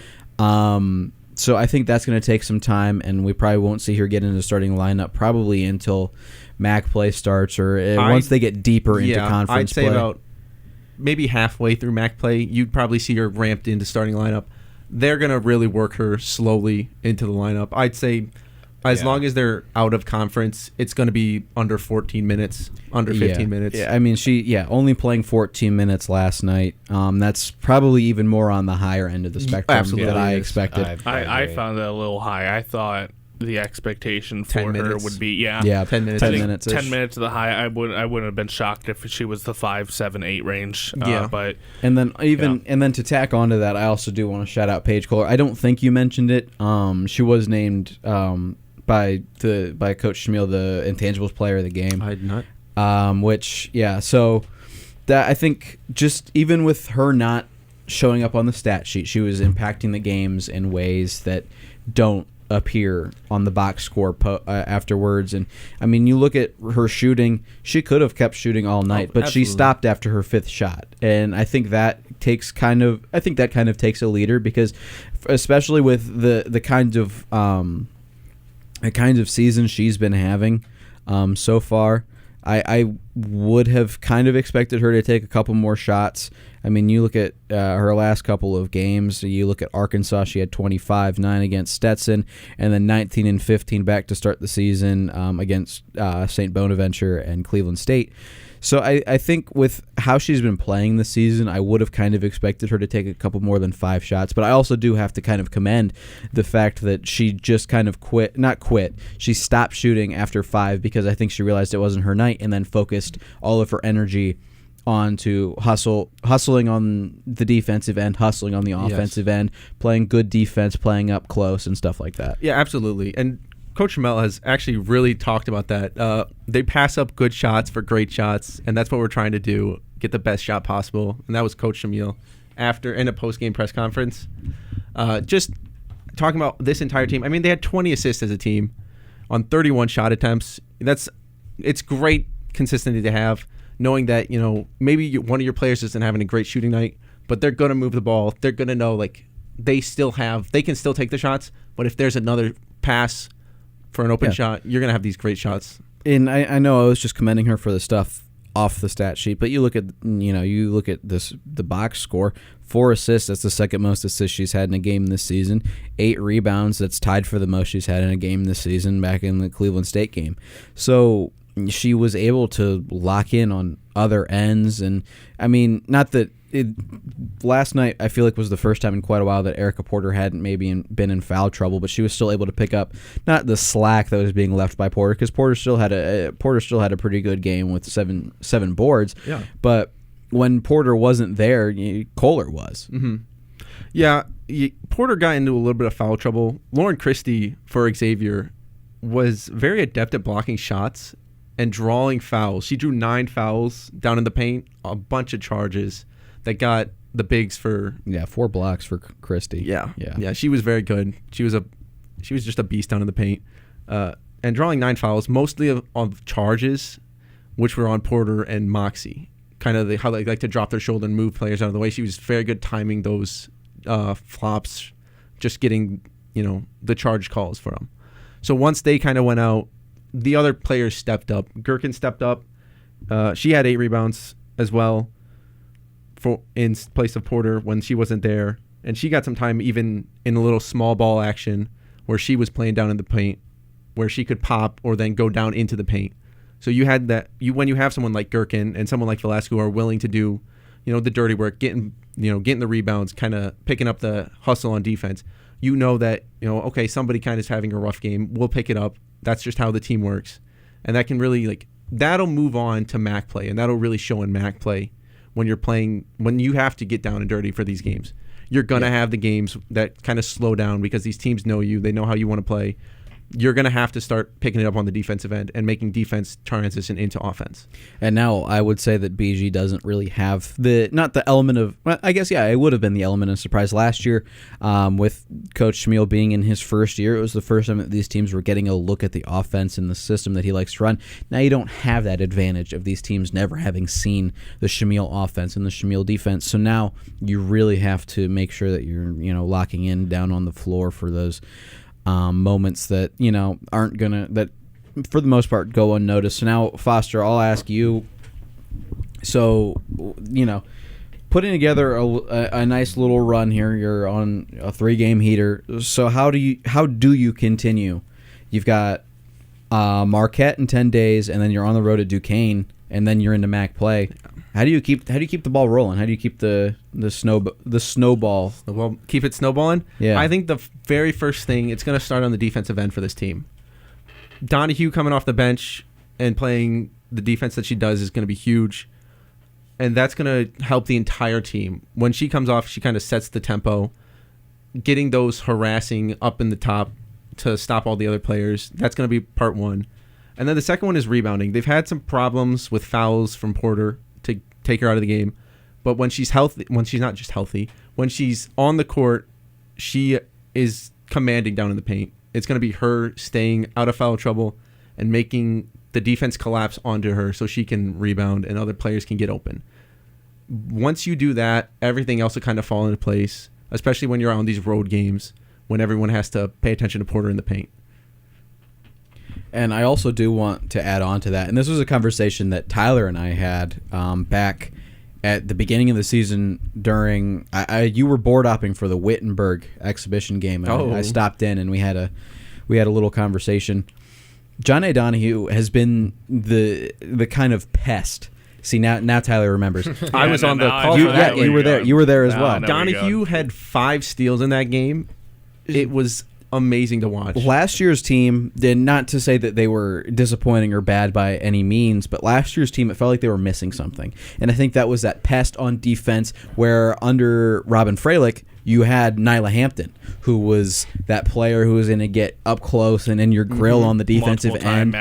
Multiple-time MAC Defensive Player of the Year, now again under Coach Freilich at now ranked Michigan State. They were missing that person who's going to be all up in there, swatting at the basketball, getting these steals. 2.7 steals per game on the season is incredible. Yes. And I think that they really missed that defensive pest. And now they finally have it back in John A. Donahue. And I think that is kind of that last piece that that this team needed to kind of get over the hump of last season. And it comes in great form as Donahue's only a freshman. Yes, absolutely. It's amazing. You look at her and then you look at you kind of look back at all these all-time great players just out of basketball in general. I don't know how crazy this is to say, and maybe it is. Maybe it's just me looking at it and looking at her be like, Aaron Kraft-esque as a basketball player. Harassing defender, is not going to be your greatest scorer for the team, but is going to harass a defender and kind of pass very well. I like when I think of someone who just is going to get on defense and annoy you, like Lance Stevenson. Oh yeah, and I think this BG team finally has their Lance Stevenson, Matthew Dellavedova. I wanted to say Pat that during Bev, Jose Alvarado. Yes, Jose Alvarado, Alvarado. Grand Theft Alvarado. Now this Bowling Green team finally has their Grand Theft Alvarado. Yes. They got their Nyla Hampton back, and I think that was what was truly missing from this squad I have a last football year. analogy for you, Rhys. Yeah. It kind of feels like, because we talked about they were missing that piece. You're going to say Josh Norman? No. You think of an AFC North football team. You think of that team as a fullback. Fullbacks aren't used a ton in football anymore. The AFC North football teams always have a fullback. It's always hard-nosed football on the ground. It's one in the trenches. It feels like the team, it might have had a speedster on the outside. You might have had a good floor general that was your field general quarterback, but they were missing that fullback. They were missing those guys in the trenches. And it feels like Johnny Donahue may be the answer, maybe the fullback for this team. You finally have someone who's not afraid to do the dirty work. Yeah. And that's like it's a broken record now. That is what I think they were missing last year. Every because team needs one. You need someone who's willing to get their hands dirty, get up, get on the ball handler, and harass them. Someone has to step up to the plate. Yeah, it's a great thing to have. And her being a freshman and doing this, you can only imagine how she's going to continue to develop, how she's going to continue her offensive game, her command of the court as a guard. It's going to be great to see her develop. Just looking at last season's stats, the only person who steals wise was that annoying was Lexi Fleming, and she went down early in the year, so you lose that defensive presence. She was averaging 2.4 steals a game before she went down during game number 10. Mm-hmm. So you were missing her for 20 more games, and you didn't have that pest, and now you potentially have two of them. Yeah. If Fleming can come back. If you can get both of them, that's going to be... If Fleming can come back, and obviously it may take some getting used to, with her knocking the rust back off. Yeah. But if you can get her and Donahue both being aggressive defensively, a full court man press with those two picking. Sky's the limit, if you ask me. I'm just thinking about that full court press. Those two picking up the ball. I got chills. Maybe a couple switches on the perimeter. It's going to be great to see. That's going to be a fun defense to... They're gonna. Every team is then going to have to take in consideration Fleming and then Donahue as well, because you can't just switch. You can't place a player on them and like hide her in the corner. Mm-mm. They're gonna be up on you the entire game. It'll be great to see. And I guess looking at the schedule coming towards end of non-conference play, you mentioned it, Foster, that they have Marquette home and then Duquesne on the road, December 18th, December 21st for those. Looking at the standings right now, Buffalo leads the conference undefeated 8-0. I don't think that's too much of a surprise with Chella Watson and the offense that they have. Ball State is 6-2. Miami and Toledo are 5-2, and then Bowling Green's 5-4. So, what do we tied with Kent State, by the way, in the standings? So, what do we think are the expectations, the ceiling for this team this year under Fred Schumiel? I'd say top four at least for this team. Getting everybody back healthy, getting everybody ready to go for the MAC, kind of getting the team ready to go. With these hard games that they've played. They've played Ohio State and West Virginia in Columbus and Morgantown. So they've played. They've faced the best of the best here. So having those under their belt, going down to Daytona Beach, beating an SEC team, this is a very squad that's battle tested. They know how to win. They know how to play well. This is something that for the MAC play is going to come into great. It'll be great for them for the MAC play. So top four at least would not be out of their grasp. When looking forward, they do actually start MAC play. Not the easiest schedule to begin. You go on the road to Kent to face the Golden Flashes. They're right in the lockstep with you in the standings at 5-4.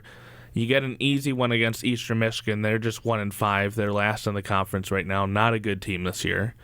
Then you go back home. You get Buffalo at home, which I think that's big, getting that team at home. That'll be the big one for this. Yeah. That'll be the marker for them. That'll be like, how well can you match up against that team, then build from yourself there.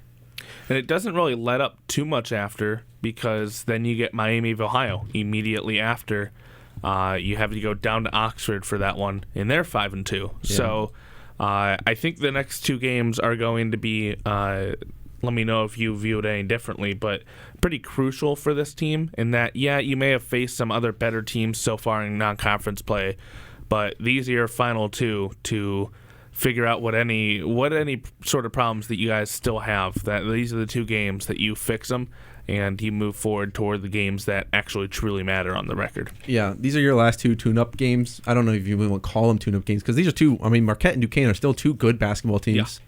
So you have to kind of figure out where your biggest problems are going to be in these last two games and do everything that is in your anything. Just do everything and anything to get those problems ironed out before MAC play starts against Kent State, who is going to be a good team again. Yeah, it's going to be interesting to see.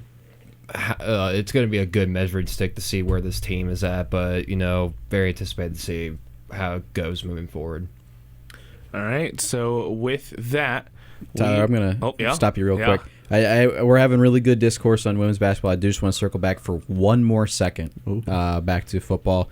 We do have opening spreads for the Bowling Green for the 68 Ventures Bowl. According to FanDuel, Bowling Green opens as 7.5-point favorites. All right. State. I do like that, Kirk Cousins. That's very good. Thank you, Kirk. Yeah. Kirk O'Chains. Right, so I just wanted to butt in with that real quick before we transition into hockey. We can stick on that for a second. 7.5-point favorites, 7.5. That's good. 7.5. Which, that's, based on what you're saying, that's a pretty favorable line for BG, sounds like. I think... I feel like that is the expectation that Harold Fannin plays in that I think game. so, I too. would assume that is, yeah. Now, do we think he'll play in that game? I have no idea. I hope so. It would be nice to see him one last time before he goes to. I think you have a couple things I've thought about. I've talked about this with some people recently. I think the obvious answer to why players don't play this is because of health. Yeah, absolutely. I don't know, because I'm thinking of Harold Fan Jr. If you think of Carl Brooks, of course, Carl Brooks was not as high of a prospect last year. But how did his name fly up the boards? It was the Senior Bowl. Mm-hmm. His performance in the Senior Bowl. Harold Fannin Jr. is a junior. Yeah, he will not have a Senior Bowl to play in. Sure, he'll get invited to the Combine. If he doesn't, that's a travesty. Yeah, he'll be in Indy for the Combine. Since he doesn't have his Senior Bowl, I wouldn't be shocked if he goes out and plays. Not one, because of the record. Two, I think you would have. I think Scott would want him to play, and if Fannin seems to be that team guy, it would be a big tone setter for the program with all of the transfer stuff going on to have that guy play in that game. And then I think the third would be to have your Senior Bowl performance, to have your performance against another team in a national spotlight, because he hasn't had that since the first couple weeks of the season. Yeah, Penn State and Texas A&M. And even those weren't really national spotlights. Yeah. Sure, they were against big teams, but they weren't the game that everyone was looking for. Nobody was tuning into Bowling Green traveling to Penn State week 2. A lot of people tend to overlook those. Yeah, essentially. So we had I a great broadcast team for that one, though. Yeah. Who was on that one? Yeah, I couldn't tell you. I heard they were really good, though. Yeah. If you want to listen to the rebroadcast. Yeah, here we go. YouTube. I will just point out the last thing I want to mention, because I know we got to get in hockey. Arkansas State, the 11th ranked pass defense in the Sun Belt, 234 yards allowed per game. So, if Harold plays, I would imagine it shouldn't be too long before we see his name atop the record for the most receiving yards by a tight end in college football. I will say, too, before we move on to that volleyball, it would be interesting to see if he plays, how long he plays in that game. Yeah. If it is a kind of half and then, he's out now and that kind of thing. We'll have to wait and see on that one. We won't find out until probably the day of, if not a few days before December 26th with that bowl game. Thank you, Rhys, for the update on the betting odds there. Nice. And we will take another short break, move on to our final sports topic where we're going to be talking about the BGSU hockey squad. They are still searching for their first win in a while.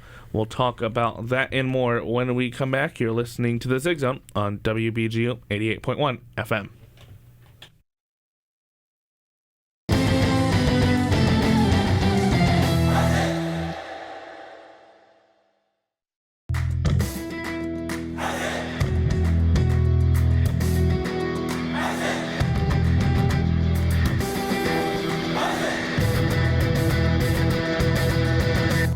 BGSU women's basketball faces off against the battle-tested Buffalo Bulls at the Stroh Center on Wednesday, January 8th. Join Falcon Media Sports Network's Lucas Kleinmeyer and Caden Knapp at 6:45 for pregame and 7 p.m. for tip-off on WBGU 88.1 FM.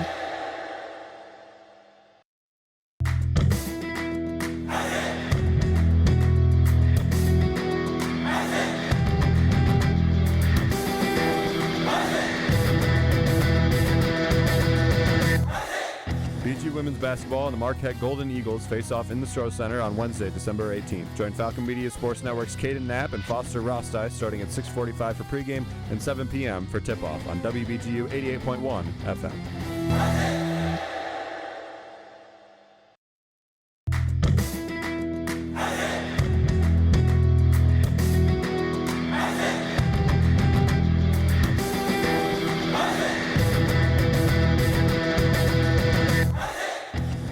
BGSU women's basketball returns home to face Eastern Michigan on Saturday, January 4th.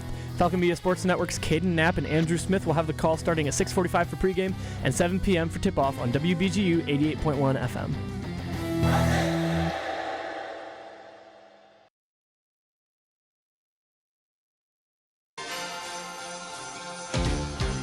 It's that time. Christmas time is here. Everybody knows there's not a better time of year. Hear that sleigh. Little bit of National Lampoon's Christmas Vacation. You're really theme pushing there. this agenda hard. You know, I wanted to see if anyone recognized that. Oh, one. you know me. Not I'm even over Carter here having a recognized it. grand old time. Not So even Carter recognized it. I don't and want to that's his favorite spoil Christmas the movie here, but you guys have had enough time in your life to go watch that. Is that from Die Hard? No, that Fairly song- certain that's from Polar Express right there. Oh my god, that song playing in the end title when Santa is lit on fire, flying through the sky. Why would they light Santa on yeah. fire? That's not Well, very this sounds nice. like a terrible you gotta- Christmas you gotta movie. watch- You gotta watch it. That's not very You gotta Christmas watch it spirity. to fully understand. It's like the cat what we burning mean. a hole through the floor and the tree lighting on fire, and you get none of these It's not references. very 'cause Holly you haven't or seen the Jolly. movie. Look what you did to hilarious. my tree. Clark. Yeah, it's a great movie. But put that aside, we have another sport to talk about, some BGSU hockey. It's been a while since this team won, this Dennis Williams squad won. They faced a very good Minnesota State team, a nationally ranked Minnesota State team with arguably the top goalie in the nation. You can make the argument that he is. They weren't that competitive in the first matchup on Friday, fell 4-1. They were extremely competitive last night. They fell 3-2 in overtime. They forced an overtime against them, just weren't able to come up with a win.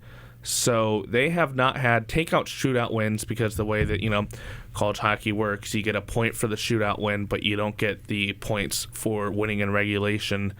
They do not have a normal win since November 2nd against Fair State. Wow.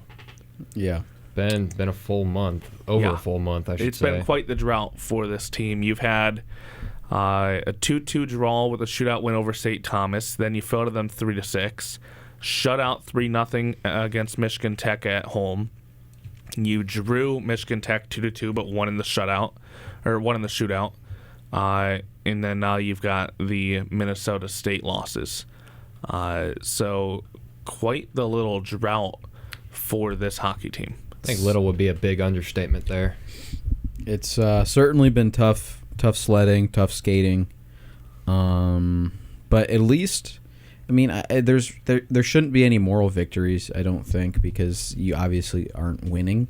But you were able to put up 3 goals across 2 games against what, I mean, you said arguably, if not the best. If you look at some statistics, goalie. I know voice of Falcon Hockey, Ben Korak, was digging deep into this. By the stats that he likes to go with, he would have said that he was the best goalie in the country. It's always tough when you talk about teams because you have the different conferences and stuff. It's always tough to pinpoint exactly who would be the best. But Alex Tracy is definitely up there in the conversation. Yeah, and also, I mean, it started off really hot, and maybe I don't know enough about hockey to really throw in a true, like, meaningful opinion, but I just feel like the offense has cooled off so drastically. You've got 2 goals last night, 1 goal on Friday. You put up 2 against Michigan Tech last Saturday. You're shut out the game before that.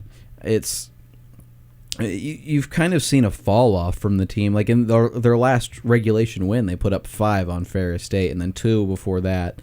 So I just, and maybe it comes down to the fact that they're just playing better defense and goalie competition. But also, I mean, I feel like with a team that that came out as aggressive as they were, you would be seeing more in the goal category. I think some of that may be the conference play, because you look at early in the season, you get 2 goals, 5 goals, 2 and 2 to open up the season. You have 27, 42, 25, 45 shots in those games. Then you look at the past 4 games, 0 goals, 2, 1 and 2. So you're not having that huge outburst game. And you've got 28, 33, 21, 18 shots. So not a ton of shot volume, but I think you also got to look at some guys aren't performing the ways we thought they would this year. Ryan O'Hara does not have a goal yet. He has 10 assists. He's been fantastic in the role that he's had to play, but they're just it's not the lack of shots for Ryan O'Hara. He's getting he has 44 shots. Ryan O'Hara has more shots than anyone on the team. By 6. Not able to find the back of the net. Like, the next closest is Brody Waters, has 38. He has 6 goals. The fact that Ryan O'Hara hasn't been able to fill once, I think, is slightly concerning for this team, because you move past Brody Waters, Brett Foe and Ben Duran both have 3. Maxwell Martin also has 3. He's a freshman, though, so you're relying on that to stay consistent throughout the whole season. And then you've got a few 2-goal scorers. So Brody Waters right now is your only elite scorer on this team. He doesn't really have a solidified second option behind him. It's kind of a group of guys. Yeah, and just looking forward at the schedule just for the next, we'll call it month. So you've got next weekend, you've got Northern Michigan, and that is a home series, but that's a Northern Michigan team that you went 1-3 against last season. I will say, though, that is going to be extremely important for them because they are not the same team that they were last year. They're the worst team right now by record winning percentage in the CCHA. So, like you said, 1-3, I think that's a big bounce back opportunity for them. Realistically, you're not in a situation to say they need a sweep, but boy, would a sweep be a sweep so sweet. Certainly help, because then you've got RIT, so you're back out of conference play, and then after the RIT game on January 3rd and 4th, you're up in Sault Ste. Marie with Lake Superior. Fantastic name, by the way. It really doesn't get much better than that, No. to be honest with you. I think that's but anyways, these are 2 series that, not to say that, these teams are pushovers. I mean, obviously Northern Michigan isn't what they were, but these are the two I think perfect series that you need to right the ship as you head into the rest of the season and as you head into the new year. Definitely is. And you're not at that point yet, but you're going to start getting at the point at some point where you're going to go to this team and just start looking for those wins. Right now, you're sitting behind Minnesota State, Lake Superior State, Augustana, Michigan Tech, and Bemidji State in the standings. you're ahead of just Ferris, St. Thomas, and Northern Michigan. So they'll definitely want to move up those standings. But before we get into our final discussion question of the 2024 year for the Zig Zone, do want to touch on BGSU women's track and field. They had 10 wins in the women's indoor season opener. Athletes competed in 11 events. The Falcons claimed a top spot in 10 of them. 4 performances set standards inside Bowling Green's top 10 all-time. One of them was Arena Coleman. Her college debut in the 60-meter dash, she ran a 7.53, tied for the 5th fastest time in BGSU history. Demaya Baker had an 8.61 in the 60-meter hurdles. That's the 4th quickest mark ever. D2 transfer Kirsten Franklin had a 39.03 300-meter time. That's the 2nd best time in Bowling Green history.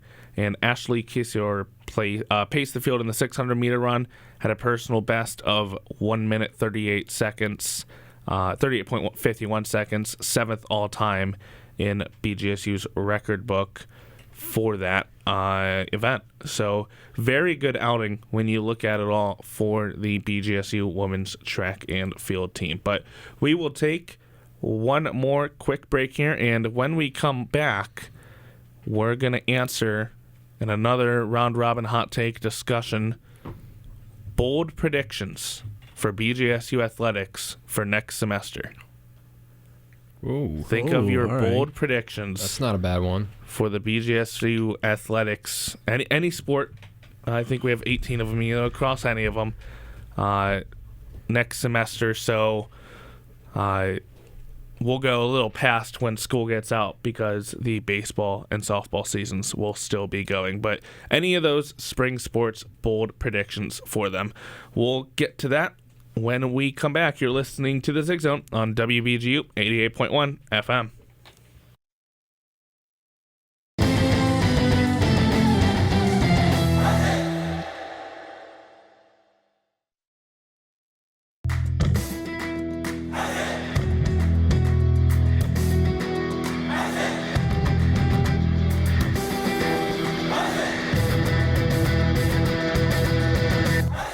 BGSU women's basketball travels to Athens to take on the Ohio Bobcats on Wednesday, January 15th. Join Falcon Media Sports Network's Lucas Kleinmeyer and Kaden Nab at 6:45 for pregame and 7 p.m. for tip-off on WBGU 88.1 FM.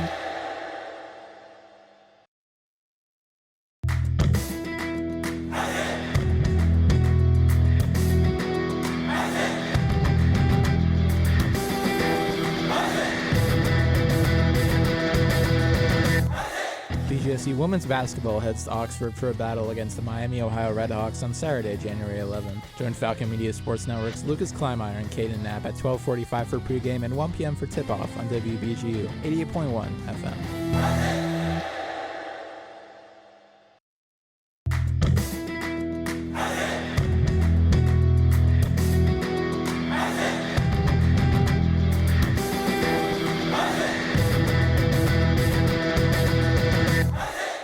The Falcon women's basketball team rings in the new year with the New Year's Day battle against Kent State to open up MAC play. Falcon Media Sports Network's Kaden Knapp and Tyler Kavalecz will have the call starting at 6:45 p.m. for pregame on WBGU 88.1 FM.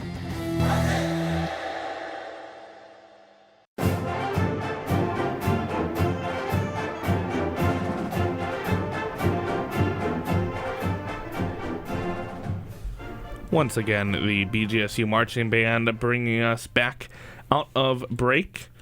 We have about 10 minutes left to go here in the show for the final episode of the Zig Zone of the 2024 year. And before we went to break, I asked everyone in the room for their bold prediction for BGSU athletics for next semester. Started with Rhys last time, went right to left. Now we're going to go left to right. Henry Kosko, you're up first. What is your? I'm up first. You are up first. You're in the spotlight here. What is your bold prediction for BGSU athletics for next semester? Okay, well, new look for the softball team this year.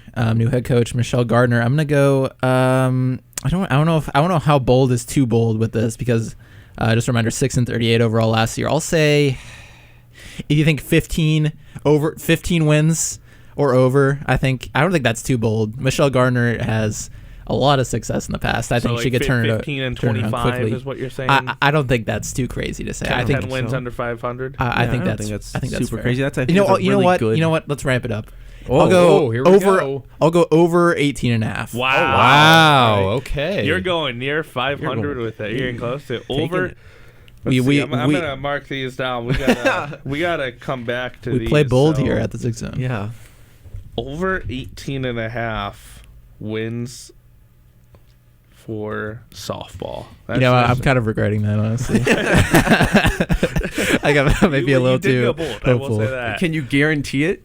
Can I go back to 15? Can you do it? No, you can't. It's written down.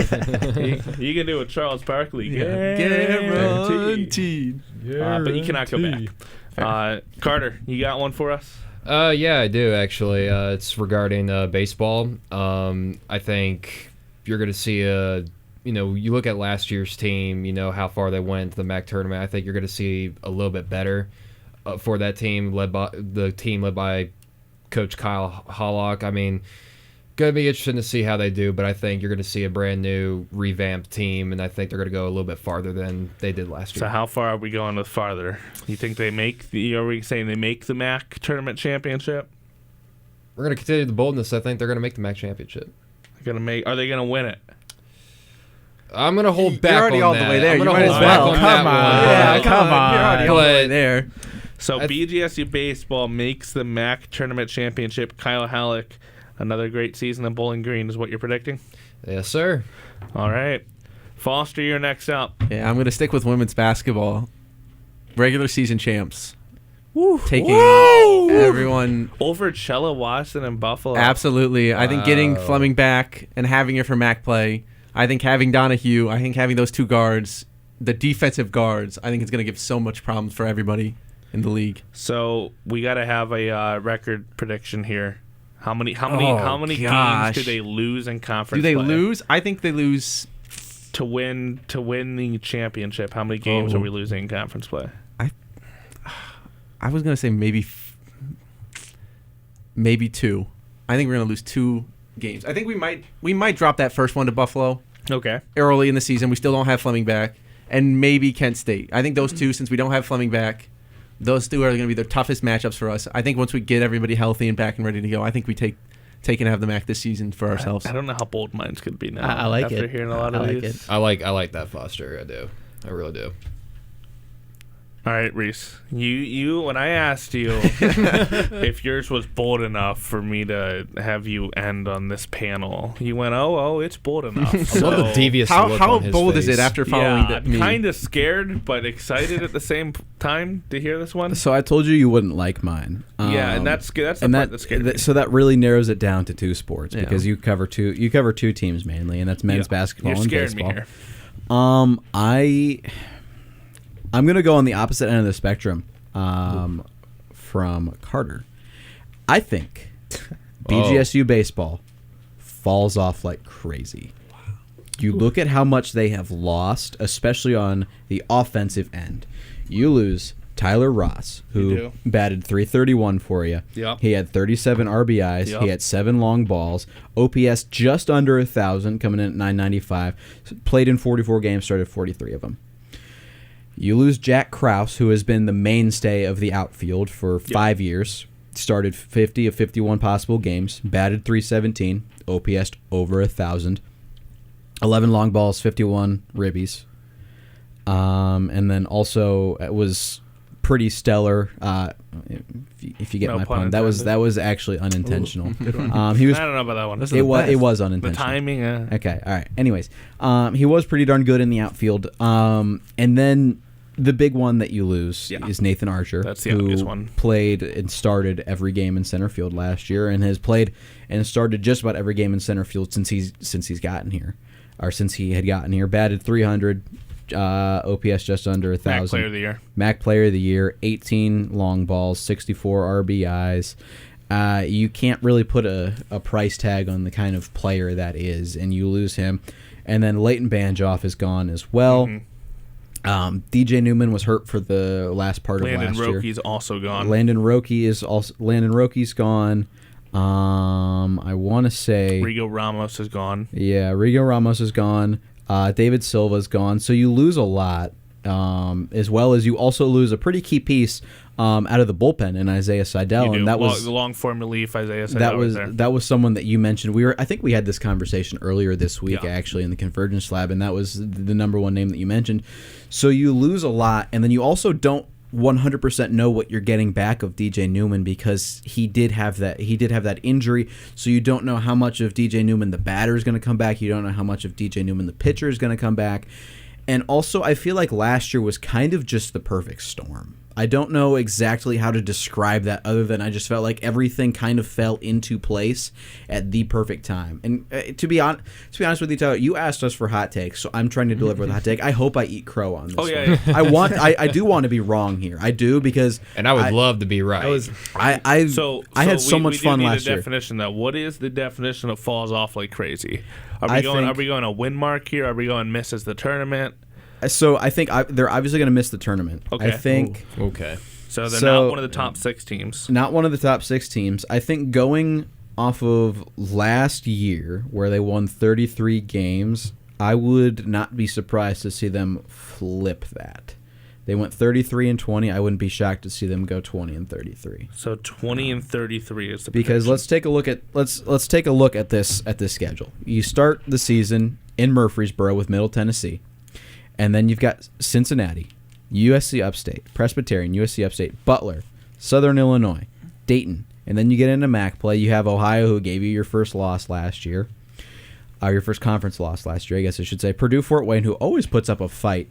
Some way, Purdue, Fort Wayne always knows how to put up a fight. And then, of course, you've got Kent State, who's going to be returning a lot. And they're always good every year. Yes. You've got Central Michigan, who had a down year last year, but I reckon they'll be back. Last year was I sent it somewhere. I think Central Michigan's worst season like 60 years or something crazy. See, I just don't see that continuing, because Central Michigan's been such a mainstay of the Mid-American Conference. You've got Michigan State at East Lansing. You've got Western Michigan, who went to the big dance. Ball State should be back to normal this year. You play Michigan in Ann Arbor. Eastern Michigan should be on the up and up. Toledo should be should be around kind of where they are. And then you've got a 3-game series against Notre Dame. I feel like the schedule is just a little bit tougher than it was last year, and I just don't see the pieces aligning the same way. I mean, it's definitely a very big possibility. That is a very bold take to go 20-33. We will see how that goes. To finish it off, mine is going to be across 3 different sports. Oh, wow. Okay. I'm going to say that BGSU baseball, BGSU men's basketball, and BGSU women's basketball all win a tournament game. Wow. I think there is each. So you look at BGSU baseball won a tournament game last year. Just to be able to get deep into that with the injuries men's basketball has, with the uncertainty of baseball coming back, and I think women's basketball, the expectations should be to go deep into the tournament. Absolutely. I think all 3 win at least one tournament game. I don't know how hot that is now. After you hearing some of these, I don't know. It feels kind of mild. Yeah, it's on the milder end, I definitely think, on the milder compared to some of ours. I don't know. It felt kind of hot in the start. Yeah, you might have had to lead off with that one. It sounded good in your head. Yeah. I'm still going with it. Which, it's not a bad prediction, but compared to the rest, it's just kind of... Everything is hot in theory. I'll give you another one. DJ Newman wins MAC Player of the Year. Oh, okay. Depends on how well he comes back. I know. We're going to say DJ Newman, MAC Player of the Year. When was the last time the men's basketball team won a MAC tournament game? Last year. Besides last year? I'd have to look. I think it was like 2017 or something. Yeah. It's not too far out. No. But that'll about do it for us. Last episode of the Zig Zone for this year. We will be back on January 12th, that Sunday. January 12th, want to mark your calendars. The Zig Zone will be back. We will not have any other Zig Zones airing in between that time. You can listen to this episode and old episodes on the BG Falcon Media YouTube channel. Make sure to follow Falcon Media Sports Network on Twitter X at BG_FMSN and BG Falcon Media on other social platforms such as Instagram and Facebook. And head over to BGFalconMedia.com for all stories and content posted by BG Falcon Media and the Falcon Media Sports Network. For Henry Kosko, Carter Leonard, Foster Roesti, and Rhys Patrykus, I'm Tyler Kavalecz saying thank you for making the Zig Zone a part of your Sunday afternoon, and have a great rest of your Sunday. We'll see you guys.